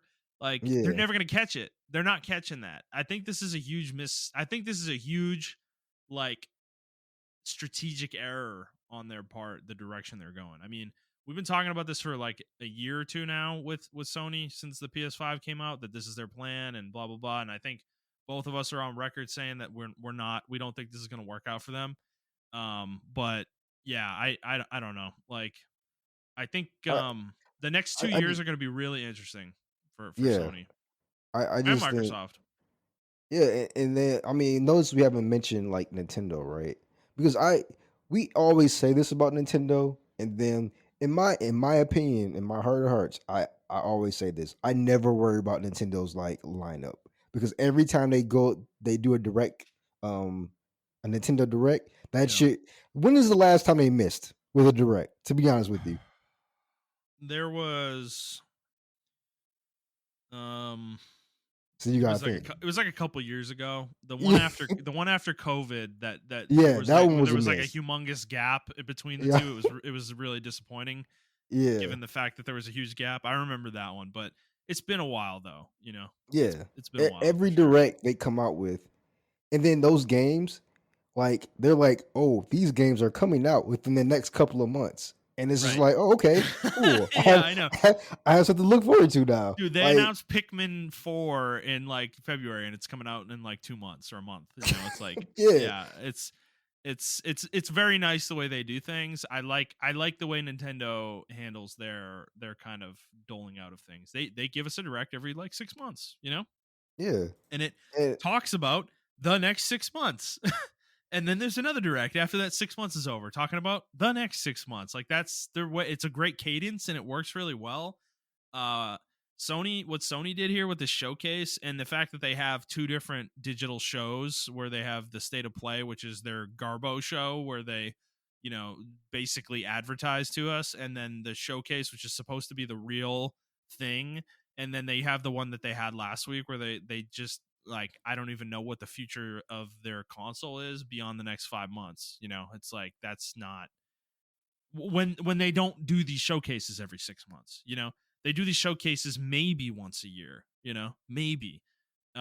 So there should be more.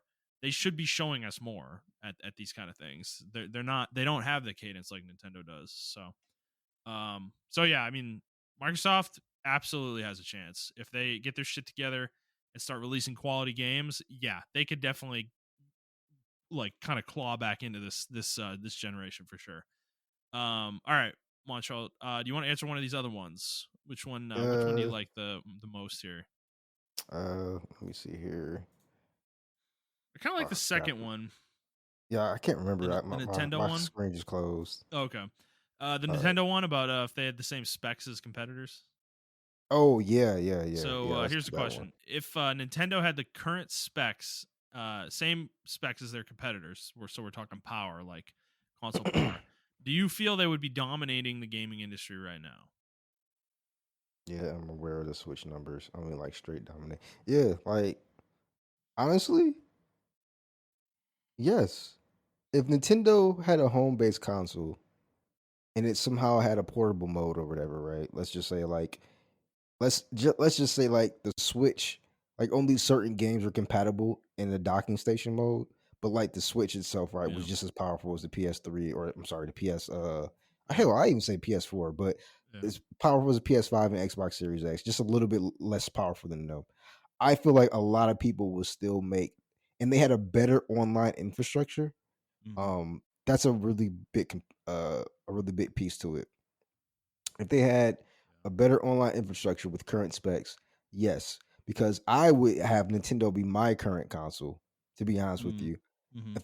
if I can play Apex on it, if I can play Fortnite on it, if I can play Call of Duty on it, if I can play all these other games, I'm just talking about from the casual perspective, right? If I can play all these games on it, and I get Legend of Zelda, Yeah, and I get fucking Fire Emblem, and definitely. I get That's fucking true. some kind of Star Fox game, or and I get like You're all never these getting that. cool fucking yeah. Oh, yeah, you're never getting that shit. But like, and I get all these cool like Xenoblade Yeah, games and yeah, all yeah. And these they, like oh my fucking god. games, like Kirby games, because we already know like Kirby's like a fucking silent system seller. Like, what the Yep. fuck? Uh, uh, Yes, sir. and I get Pokemon. Like, I get all these games, and I get to play Madden at the same time. Yeah, I'm and like, Pokemon bro, might run it at a stable 30 frames yeah, in this reality. exactly, exactly. Like, and then Zelda Breath of the Wild look, or Tears of the Kingdom or Breath of the Wild will look even better. Like, you know what I'm saying? Mhm. Like, uh, just imagine like if they kept the same style, but with what else they can do with that power, like besides like graphics and everything like that, right? Mhm. Um, because we already know like graphics isn't the biggest system seller, uh, Yeah. but they just kept the same style. But you can have like massive lands or like crazy mechanics and stuff like that, and like they're Go doing suck this shit with some the lad. Switch.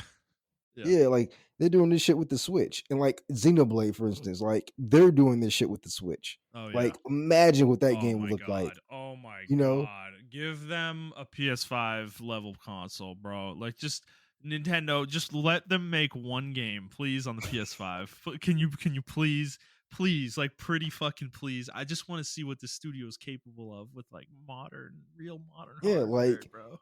they Like I honestly think like they will be hands down like the best console. dude, they would be on And par with Final Fantasy. Oh, sorry, I'm talking about Monolith Soft specifically. yeah, you're talking about I'm so still yeah, on yeah. that.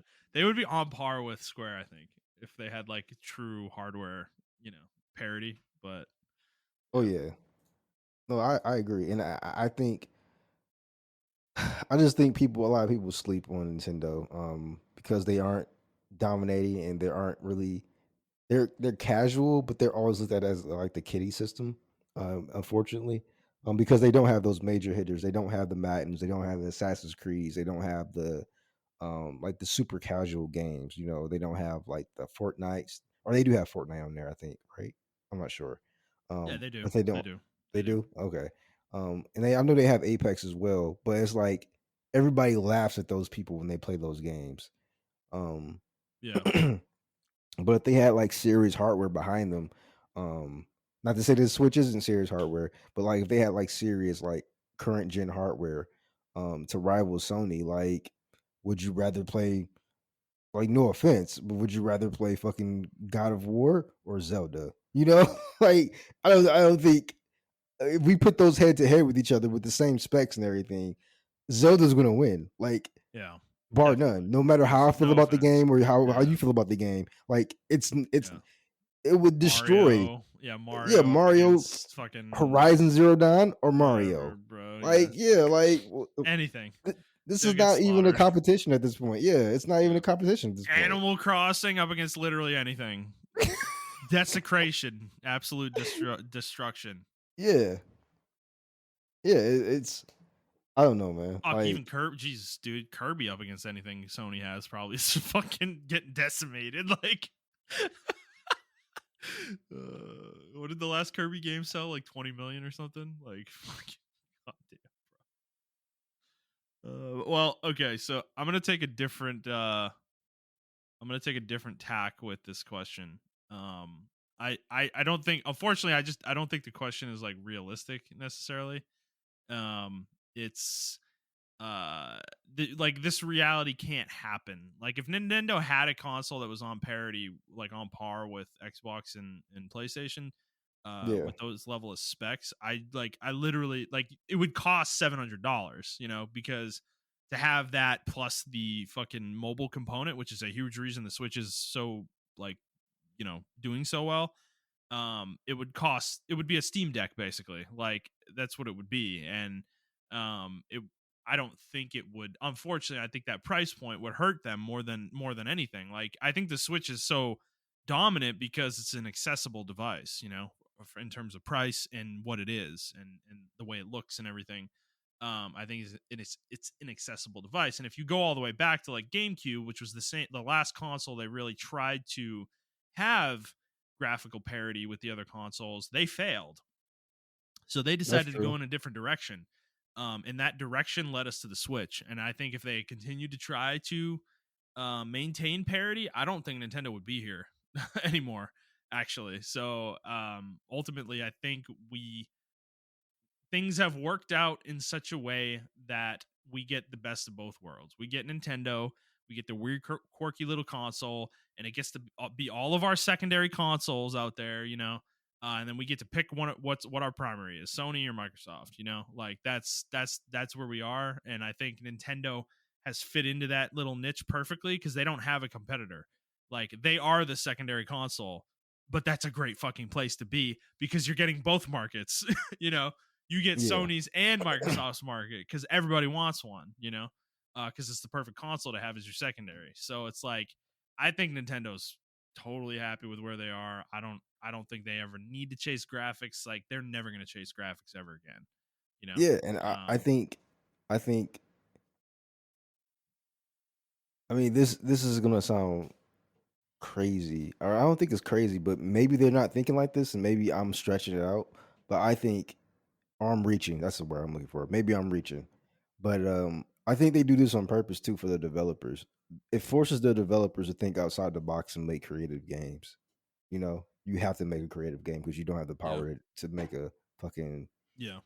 Call of Duty S game. So I make Splatoon, bro, and Splatoon's a fucking hit now. Yeah. And Like, then Square Enix copies us and fails yeah, miserably. exactly. Yeah. I make Kirby, but I don't make Kirby like the best looking game. I make it the funnest game ever. I make Xenoblade. I don't make it the best looking game, even though it's a gorgeous ass game. Yeah. Gorgeous game. Yeah. I focus on other stuff in combat and everything like that, storytelling, like um Mario, the same thing. Like I just focus on nailing that platforming, that making you feel, like Mario and shit like Yeah, that. Like dear I God, dude. Whether I like Odyssey or not, I do have to hand it to them with the platforming element of it. Like Mario's yeah. the shit you can do with Mario and Odyssey is fucking insane. Like the amount of like air juggling you can do with him with the hat is nuts. Some of the shit I've seen people do. So yeah, Yeah, I mean, if you just look at Tears of the Kingdom, right? Like the amount of shit that people are doing in that game is absolutely fucking insane. Like yeah, it's absolutely crazy. yeah, And I don't know, that just like that's what Nintendo does. They just breed fucking creativity. Like, and I yeah, think that's their biggest thing because we're tired of like, I love Final Fantasy. I love Final Fantasy and I love what Final Fantasy 16 is going, but like I don't need all those fancy graphics. It looks gorgeous, yes, and it looks like it's gonna play fun and everything like that. But it's like I don't need that shit. I just want the game to be fucking. Bro, I'm playing Assault Spy, and it looks like a fucking PS2 game, and I'm having yeah. a fucking time of my life with that fucking game. Yeah, You know what I'm same with me saying? with the Telluride 3. I mean that game literally looks like a fucking like PS3 game or PS2 game. Like Yeah. So I mean, they stay in their lane and they know their lane, and I don't know. I think I think that's where like Sony and Microsoft they fail at. Everybody's chasing like, I have SD graphics, 60 frames per second. Oh my god, I'm fucking 4K ray tracing and everything. And it's like the amount of developers clamoring over Breath of the Wild's fucking not even like fun factor, the programming that went into like Yeah. the Right. physics and everything. Yeah. They're just like, bro, this How does is this game even get insane. made? Yeah. Yeah. Right. How Like, does this game exist? Yeah, it is an impressive technical display, certainly. And that's Nintendo's doing that on a console that has probably what, a quarter of the power of a PS5 or a third maybe at best. yeah, Like at it's best. at best. Like I mean, it might even be worse than that. You know, when you're talking about the SSD and everything. Like so, um, yeah, On a I think cartridge, by the way. They're still using cartridges. yeah, and I mean, I think they've found their place. Like, I don't think they need. I don't know. Like, so to answer your original question, no, they wouldn't be dominating because that wouldn't be Nintendo. You know. Yeah, that's a good that's actually a good answer. Yeah. Yeah. So that's how I feel at least. So all right, Montreal, do you want to answer one more of these? We'll pick one of Yeah, them. we can. You want to do the Final Fantasy one? What was the Final Fantasy one? If Oh, 7 through 8. Yeah, Yeah. Final Fantasy 7 through 9 didn't make it on the original PlayStation. Do you think the PlayStation brand would have been as prominent as it is now given the library that it had? Which he says he believes is solid. This is actually a very interesting question. I don't care Yeah, about it Final Fantasy is. 8 or 9. I don't think they're important in this conversation. It's Final Fantasy 7 7. specifically that makes this an interesting question because I think there is definitely a point to be made that if Final Fantasy 7 didn't N- exist, like never Never came came out, out. or came out on Nintendo rather than PlayStation. Wasn't that the original pitch for it? It Yes, was for Nintendo. it was supposed to come out on N64, and they switched to Sony at the last minute because the cartridges just could not handle the game that they were trying to make. Yeah. It was too restrictive technologically, so they went with the CDs. And Yeah, I think there's definitely an argument to be made that if that hadn't happened at all or had been on a different console, that PlayStation would not be where it is today. Because it brought, while JRPGs obviously were big in general in gaming at that point, it brought them to the forefront. You know, like it was I just the yeah. game. You know, I remember seeing the commercial on TV and people who weren't even into JRPGs at the time were just like, "Yo, what the fuck is this game?" yeah, You know. yeah, and I think Um it opened people up to other JRPGs, right? yeah, Maybe more niche definitely. ones, and allowed the console to kind of get an audience. Because, dude, I remember the PlayStation 1, man. Like the PlayStation 1 was fucking rough, guys. Like it was a I know we like joke about it now, and people always joke on the fucking N64 that it's like a fucking horrific machine and the games look like absolute ass on it, but let's not forget that the PlayStation was like a loading screen. You know, it just was loading screens. Like you just sat there for minutes waiting for games to load. Like it was, it was pretty bad. And that was because of the CDs. Like they were trying to read the CDs, the data on the CDs. Whereas the N64 did not have that problem at all. Like loading was not an issue in those Yeah. in those games anywhere near as much. And that was a big conversation point back in the day. So I mean I think I definitely think Final Fantasy VII had a big impact on what happened with that console for the rest of its I lifespan, mean, for sure. we I'll be honest, like even though we're not the biggest Final Fantasy fanboys, um a lot of people are. I would even go no, I wouldn't say that, but I don't think JRPGs in general, especially on in the space like on the SNES and the Super NES and stuff like that. Like a lot Hmm. of people played Final Fantasy on those Yeah, games on that console, and it was yeah, like this is the reason I have a Super SNES or a Super Nintendo, because of Final Fantasy. And I mean, for me, like I love like Super Mario World, like that was my shit. Like I love F-Zero, Star Fox, like those were my shits on those games.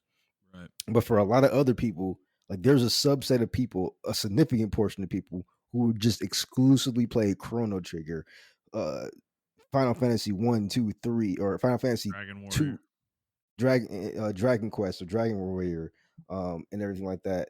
And it's just like that sold that console, in my opinion. Like that's why that console is looked at the way it Well, is. they got I, all of them, dude. That was the thing. I think it was kind of an avalanche, right? I think Sony got all the JRPGs, in the Yeah. Yep. PlayStation generation, whereas Nintendo was the JRPG machine before that. The Super NES is Yep. littered with JRPGs. There's fucking tons of them, and they lost all of them in the next generation. Like, dude, that was like that was a huge story in the N64's early lifespan. Is like, when are we getting a JRPG, any Yes. JRPG? Yep. Like, there was not one until Quest 64 came out, and that game was a And that it fucking was joke. fucking terrible. Yeah, so it was, and I it was liked it, but it years. was terrible. Dude, we're talking about, it was literally like multiple years before that game even came out. So like, Nintendo lost all that shit, and that was humongous to what happened with those two consoles, and ultimately the subsequent consoles. Is, I think, the JRPGs in general, and I think Final Fantasy VII was one of the big gets for Sony, because that, I think, got a lot of other developers maybe to jump ship too, Yeah. I because mean, you Squaresoft start. at the time was one of the bigger game developers. Well, I mean, you had. I mean, yeah, we didn't have a Golden Sun on any of the consoles or any like N64 or anything. That went to like the Game Boy That Advance and was stuff Game like Boy, that. yeah. Yeah. Yeah.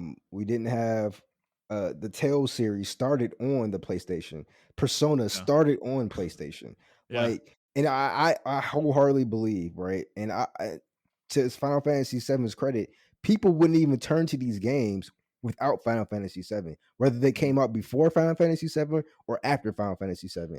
People wouldn't have turned to these JRPG games if it wasn't for that game. That Yeah. game is like, if we go back into the past and fuck something up and like, hey, we're just gonna fucking fuck with Final Fantasy VII and never came out. PlayStation's history will look totally different. That's like a butterfly effect game for Yeah. Final Fantasy Yeah. VII. Gaming in general will be different. I'm not even a Final Fantasy VII fanboy. I just realized like the cult effect they had on like Americans and JRPGs. Um, because yes, a lot of people say, well, Montreal, like the JRPG machine was, like you just said, Super Nintendo, but I don't think it reached the audience like it did with Final Fantasy VII. Like Final Fantasy Yeah. VII, a lot of people played that game that Yeah. didn't even play Yeah. JRPGs. Um, and then you had like Sudoku and all these other games. Uh, I'm not Atelier Rising, but another game, Trials of Mana. No, that was on the Super NES, wasn't it? And then that Uh jumped to PlayStation. no, Secret of Mana. Trials of Mana was PlayStation 1, yeah. Okay, Trials of Mana, and stuff like that. So yeah, I don't know. Breath of Fire was on PlayStation, I Yep. believe as well. Lufia. Well, Yep. actually, I don't know. Yeah, no, I think that was on PS1. Yeah, and then you had like Final Fantasy Tactics, that came out, and it's just like dozens and dozens, like Wild Arms, um, Legend of Dragoon. Hmm. Just like, it keeps going. The list is crazy for JRPGs. Um, you know, and yeah, I was just looking though to confirm. Quest 64 came out almost 2 years after the console did. So Nintendo Okay. did not have an RPG, like a JRPG, or even an RPG at all on the N64 for 2 years of its fucking lifespan.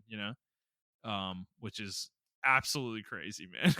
It's Yeah, bonkers that it that is happened. crazy. I So mean, so if Final Fantasy didn't make it the original PlayStation, do you think the brand would have been prominent? I would say no. yeah, I think it would have been more I like think Microsoft. I think, like, they yeah, would have been a lesser player. yeah, Generally. yeah. It. I Yeah. mean, we had Crash Bandicoot and everything like that, and we had Yeah. Tomb Raider. But Final Fantasy VII is that butterfly effect game where if that game didn't exist, I don't think Sony would. Sony would exist, but it wouldn't be as big as it is now. Yeah. Like when you think of Sony, a lot of people when they think of Sony, like the first image that pops into their head is Cloud. Like no Right. joke. So Right. so Right. Yeah. like even me, I buy Final Fantasy games on PlayStation, even though they're Absolutely. available on Xbox, because it just feels right. Yeah. You know? No, I agree. So They're PlayStation games to me. I would never play a Final yeah, Fantasy game on Xbox. That's fucking yeah, weird. exactly. Yeah, it's fucking Exactly. weird. I just wouldn't do that. E- So even even non Final Fantasy games like uh like Tales of Tactics Arise. Ogre. Tactics Ogre. That was on Tactics Xbox. Ogre. I'm not playing that shit on Xbox. What are you talking about, bro? Like, that's fucking weird. That's Yeah, fucking weird. I would never do I, that. I bought Tales of Arise on PlayStation. Yeah. Like, and I Same. played the demo first because the demo dropped first on Xbox, and I bought it on PlayStation because Yeah. to me JRPGs just belong on PlayStation. And I I don't think know. I think a lot of that's due to Final Fantasy VII. Like, even Yeah, though I actually never played Final Fantasy VII originally on PlayStation because I was an N64 kid, so yeah, I didn't really have a PlayStation available to me, so I didn't play a lot of these JRPGs, but I still grew up playing them on Nintendo. So I don't associate them with Xbox. And as I've gotten older, I've played more PlayStation and I play those games on PlayStation and I just that's what I associate them with now is Sony and Nintendo. So yeah. and I think a lot of that was built early in the game industry, ultimately. So all right. Well, we'll leave your last question, Dat Dude. Maybe we'll answer that some other time. But poor Sega. Um, didn't get any love here. But Montreal, let's move on to our final segment of the week, which is Guess the Meta Score. Scores have come out for Diablo 4, and Montreal and I were both wrong. This game is doing very well. It's got an 87 on PS5 right now and an 87 on PC Mm, on Metacritic. And Montreal gets an 8.5, so he's a little closer than me. I was an 8. I was thinking that the hate for Blizzard would bring this game down a little bit more, but that has not been the case. So Diablo 4 doing well. Montreal, are you excited? We've got a few days now. If you want to be a degenerate, you can buy it tomorrow, but you'd have to pay like 40 extra bucks or something like that. yeah, I'm not doing that shit. But I am excited to play the game. I don't know really what to expect from it because this will be like honestly, this will be my first experience playing Diablo, hmm like a hardcore Diablo experience. I played Diablo 1 and 2, but I only played them for the stories. And hmm then I was late to the Diablo 3 train. I did play it and I played it for fun with my friends, but we Yeah. weren't like a grinding thing. We were just playing it for fun. So this Right. would be like my first like actual like Diablo experience and everything, playing with like Diablo hardcores and everything like that. So Yeah. Yeah. it should be an experience. Should be fun. Cool, man. Well, yeah, another game came out this week is Street Fighter 6, and that game is killing it, dude. It's got a Yes, sir. 92 right now. Are you getting that one, you think? Yes, I am gonna get that one. I am gonna get that one. Okay. Yeah, I'm not I a don't know fighting when I'm game gonna get guy, it, but but I am gonna get it. I kind of wish I liked fighting games more because, yeah, that might be fun to play. But actually, yeah, we didn't talk about this either. Lord of the Rings Gollum came out, and that's got a Oh, 35 yeah, Metacritic on yeah. PS5 and a 40 on We don't PC. need to talk about that game. Oof, the memes coming out of that one are funny though, definitely. That is a funny, unfortunate though, but I don't think any of us really had any faith in it. So Yeah. unfortunately, so all right, well, that's it, Montreal. That's all we had on the docket. Is there anything you want to talk about before we go today? Nope, that's it for me. All right, Well, well, actually, you know what? I'm sorry. oh, One yep, thing. go ahead. I know we're already 2 hours in, but I gotta mention this. Uh, Rise has finally announced that they're done with this fucking game. Thank Yes, fucking God. That game was fucking terrible. I don't care what nobody says. Everybody's been arguing with me on my fucking face, on my fucking Twitter. I'm sorry about how Rise is just like one of the best games ever. oh No, no, that shit's absolute he's going ass. in on him. He's going Yeah, in no, on that him. shit's absolute ass. I literally do not like that game. Like the only reason I like that game is because of the combat, and hmm that's stretching it. Because I mean, World did have some terrible combat with the clutch claw, but so you don't have to try hard. You don't have to try hard with that game. Yeah. Everything else though, I don't care about the returning monsters. Oh, the fan favorites, my veil tracks. I don't fucking care. Like I don't care because the game was stuck on the fucking Switch, bro. I don't fucking care. Then I had to replay the fucking game on my PC. And then if I wanted to play on my PS5, guess what? I would have to replay the fucking game again. This game is fucking Preach. terrible because Preach. of the fucking content that was dropped. People don't understand why I'm calling this game terrible. They just think, oh, Montrell, this is like the game. The game was terrible because it had a terrible cycle. Like the way Capcom handled this game, they should be fucking ashamed of themselves. And the simple fact that you guys are all eating this shit and be like, oh my Enabling god, them. yeah, like oh my god, Rise is just so fucking good. No, you didn't play Rise on launch. I mean, I'm sorry, yeah, you didn't play Rise on launch like I did. A lot of y'all didn't play Rise on launch, and then you didn't play Sunbreak on launch like I did, like me and Justin did. So I don't want to hear the shit because that game, for us to grind through both games, Yep. and then we get to the end of the game, and then it's fucking the end game's terrible. You guys can go jump Both off a cliff times. because I'm Both sorry, like times. both times. We had to wait. Like, We had to wait for updates for it to be good, and that's not acceptable. I'm sorry, with Monster Hunter. No yeah, offense, that's just not acceptable. They've set a much higher bar than that in the past, and I was extremely disappointed by that way they handled that game. And this is, for those of you listening to this show, this is the argument that I make about Final Fantasy 15. I don't give a shit what amazing version of that game you played for $10 4 years later. The game on launch was a piece of absolute dog shit. So that's the argument. That is the argument. I don't care that they added DLC that you had to pay $40 for, after the fact, that, oh, now the game's good. Oh, let me pay $100 to make this game good. No, fuck you. Okay. You're going to release a game at $60, now $70, and you're going to expect me to put all this time into it. It better fucking be good on launch. Like, that's bullshit. It's product. yeah. Treat it like one. I don't know, like the Monster community has like Stockholm syndrome or something. I don't know what the fuck is wrong with them. Like people were dead looking me in my face and tell me like, Montrell, this is a really good game. I don't understand what you're talking about. And it's just like, my brain can't correlate. My brain can't handle it. Like, I just think people are susceptible to like flashiness. Like, and that's weird coming from me because I like flashiness. But like Monster Hunter Rise, like, was just not a good game, y'all. Like, I mean, Dude, okay, there I were take that not back. I rare. take There that were back. not. There were not. There was no Rarity 7 gear when the game launched. Like base Rise. That is insane. And that's what when I'm talking about the game not being good, that's what I'm talking about. Like, I'm not talking about the core mechanics or even the monsters. Yeah, I the enjoy fighting gameplay, some of the right? monsters. Gameplay's fine. Yeah, It's great. the gameplay's fine.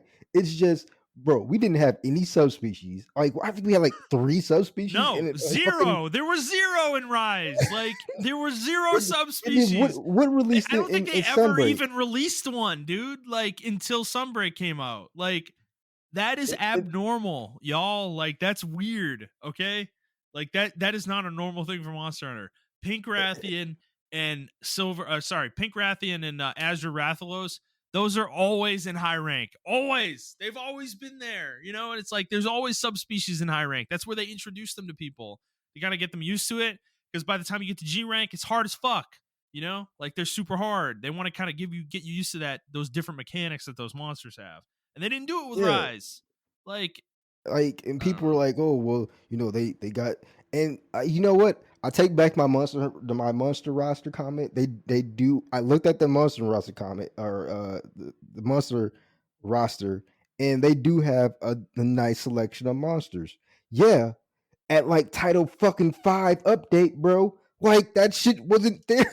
yeah, This shit right. was not there. Like when Sunbreak came dude, out, and no, it was and you like, want to like fucking Sunbreak came out, dude, and didn't have Valstrax in it. It didn't it?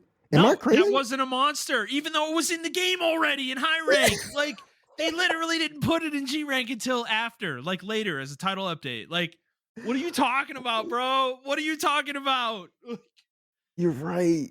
Oh my god, that was in the game. That. It was already coded. Like it's in the game. You just he was an advanced. He was an advanced high rank the monster. stats. That's all you had to do. Like, what are you talking about? And oh my god, you're right, because they didn't even have his weapon set. No, dude, no, they didn't. Like, he wasn't there in base Sunbreak. Like, he was not there. He wasn't a part of the monster roster. Like, people will argue me down, say like this game is good. Like this is like, that's ass, bro. That's ass. Oh, like the way the content was drip fed was just total ass.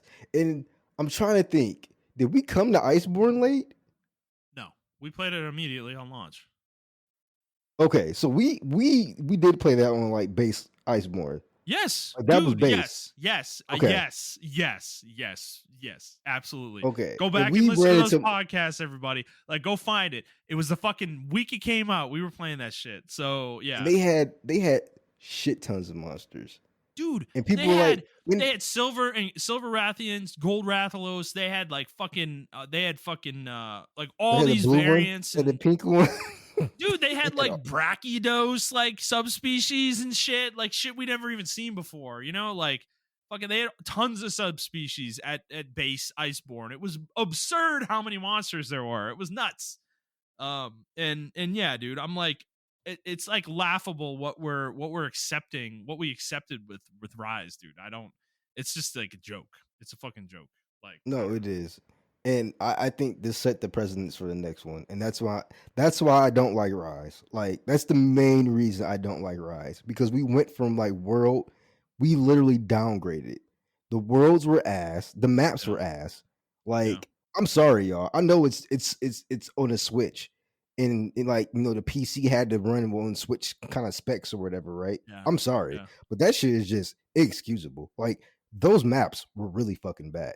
I like the armor selection. I like that the game reminded me of the old games. But you know totally. what? The old games are the old games. Yeah, Leave that shit in the past. Don't go yeah. back to that shit. You gave us World, and then you're like, oh, hey guys, don't you remember the old Monster Hunter with Rise? Like, yeah, I do remember old Monster Hunter, but we left that shit in the fucking past because we said this is the future. Okay, I can get on y'all side. I can get on people's sides. Monster Hunter World's monster selection was kind of ass. Like the Base world. dragons. Yeah. Yeah, base Yeah, world was it was all lizard monsters. it Yes, was all lizard monsters, that yeah. was my big And that I was can my give big y'all the complaint armor with that. selection. The Yeah, armor selection was fucking ass. But you know what? A lot of people, and there's a lot of male followers, so I'm gonna say it. I'm gonna be sexist right now. I played as a female fucking hunter in fucking Rise. All their armor was ass. that's Every terrible. single female, it was so bad. I had to Yeah, buy the character change and change my me guy. too. We Change. both did it. We both It was did it. so bad, Remember, y'all. we switched over and we're like, "Damn, my dude, this looks like a badass now." Like, what is Yeah, this?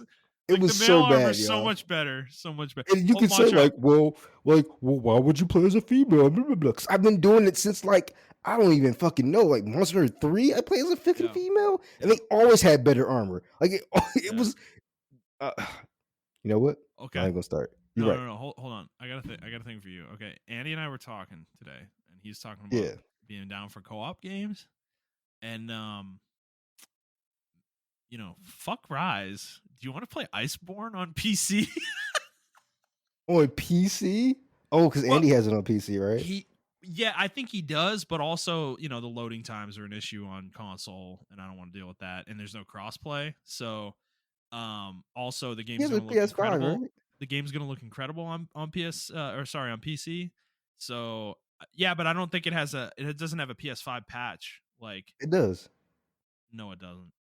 It does. It No, definitely I don't. does. No, it doesn't. I just recently played it. It does. No, it doesn't. It I Does just recently played Monster it. Hunter Iceborne It does.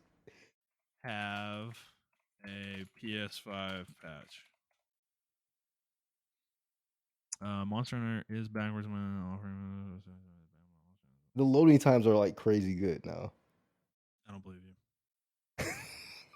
I mean, I can play it on PC.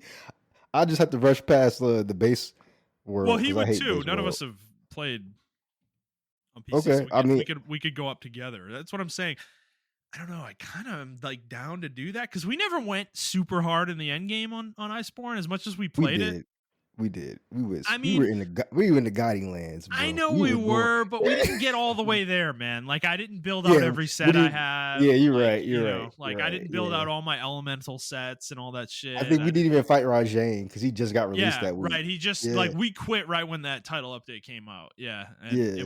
and there were other monsters they added after that we never fought. So I mean, I'm Hey, kind of you down. know what? I think. Let me check Steam real quick. I think that shit's like on On sale. Let me sale? check, Is it on bro. sale? Dude, I'll buy it I right think now. so. Yeah, Check I'll Steam buy real it right quick. now. Don't tell me that. Because if you buy Iceborne, do you get the base game with it? Monster Oh, Hunter it's still $30. It's $40 Ah, right now. man, it's not on sale right now. Well, let's go. I'll go. You know what? After this, I'll go look at like Green Man Gaming or like CD Keys or something. I'm sure they got it for like fucking cheap as fuck out there, like $20 maybe. Yeah, let me see if I can find it. But yeah, no, I'll be down for that. Like if Andy would, that's the condition. Andy has to want to play. Like if Andy Agreed. doesn't No, want but to play, he mentioned Iceborne to me, so I didn't bring that up. I didn't bring Monster on at all. Um, he mentioned Iceborne. I don't think he's ever played World that deeply, dude. So really? yeah, because it wasn't on PC and he didn't want to deal. He hated the loading times and the way the game looked on Yeah, that's PS4. true. So That's he true. never really played World at like much at all. So yeah, I don't know. I might be down. I might be down. Damn, it's still Let's talk fucking about this off okay. Yeah, air. yeah, yeah, yeah. Yeah, but I'm All sorry. right. I'm sorry for my rant, y'all. I know that dude. He agreed with me, and he said that the combat was fire, which it was. The combat was fire in Rise. I Yeah. would love to Sure. see that get transitioned over to like World 2 or Paradise or whatever they fucking call it. Mm-hmm. But I don't want anything else. Nothing else, y'all. That the way they handled that game was an absolute shit show. And that was from their B team, which is usually the good team No, that and I tries have no experimental faith. shit. I have no faith. I have no faith. I think Paradise is going to come out in the same way. Yeah, and that's why I said I'm not buying that game on launch. Yeah. I'm gonna wait. It's gonna be hard, Justin. Oh, it's gonna be hard. I'm gonna wait till the G rank version though. I'm gonna do Yeah. it. I'm just gonna block everything that has Monster I Hunter in think it. so Let's too, get and that's why I think we should go play. We should play Iceborne and you know, be happy with that because it's gonna be fun. You know. yeah. All All right. right. Well, That's it for the day. let's call it there. It's been a lengthy episode. If you like this episode, please like the show, review the show, and subscribe to the show on whatever feed you are listening to it on, and please share it with your friends. If you'd like to interact with us on Twitter, you can do so at iTrap for the Hokage for Montrell. That is the number 4, not the word. I'm at ThunderNut01, and the show is at The Player's Take. If you'd like to send us a question, you can do so on Twitter, or you can send us an email to theplayerstake01@gmail.com. And that's going to be it for us this week, guys. We hope you enjoyed this episode, and we will see you next week.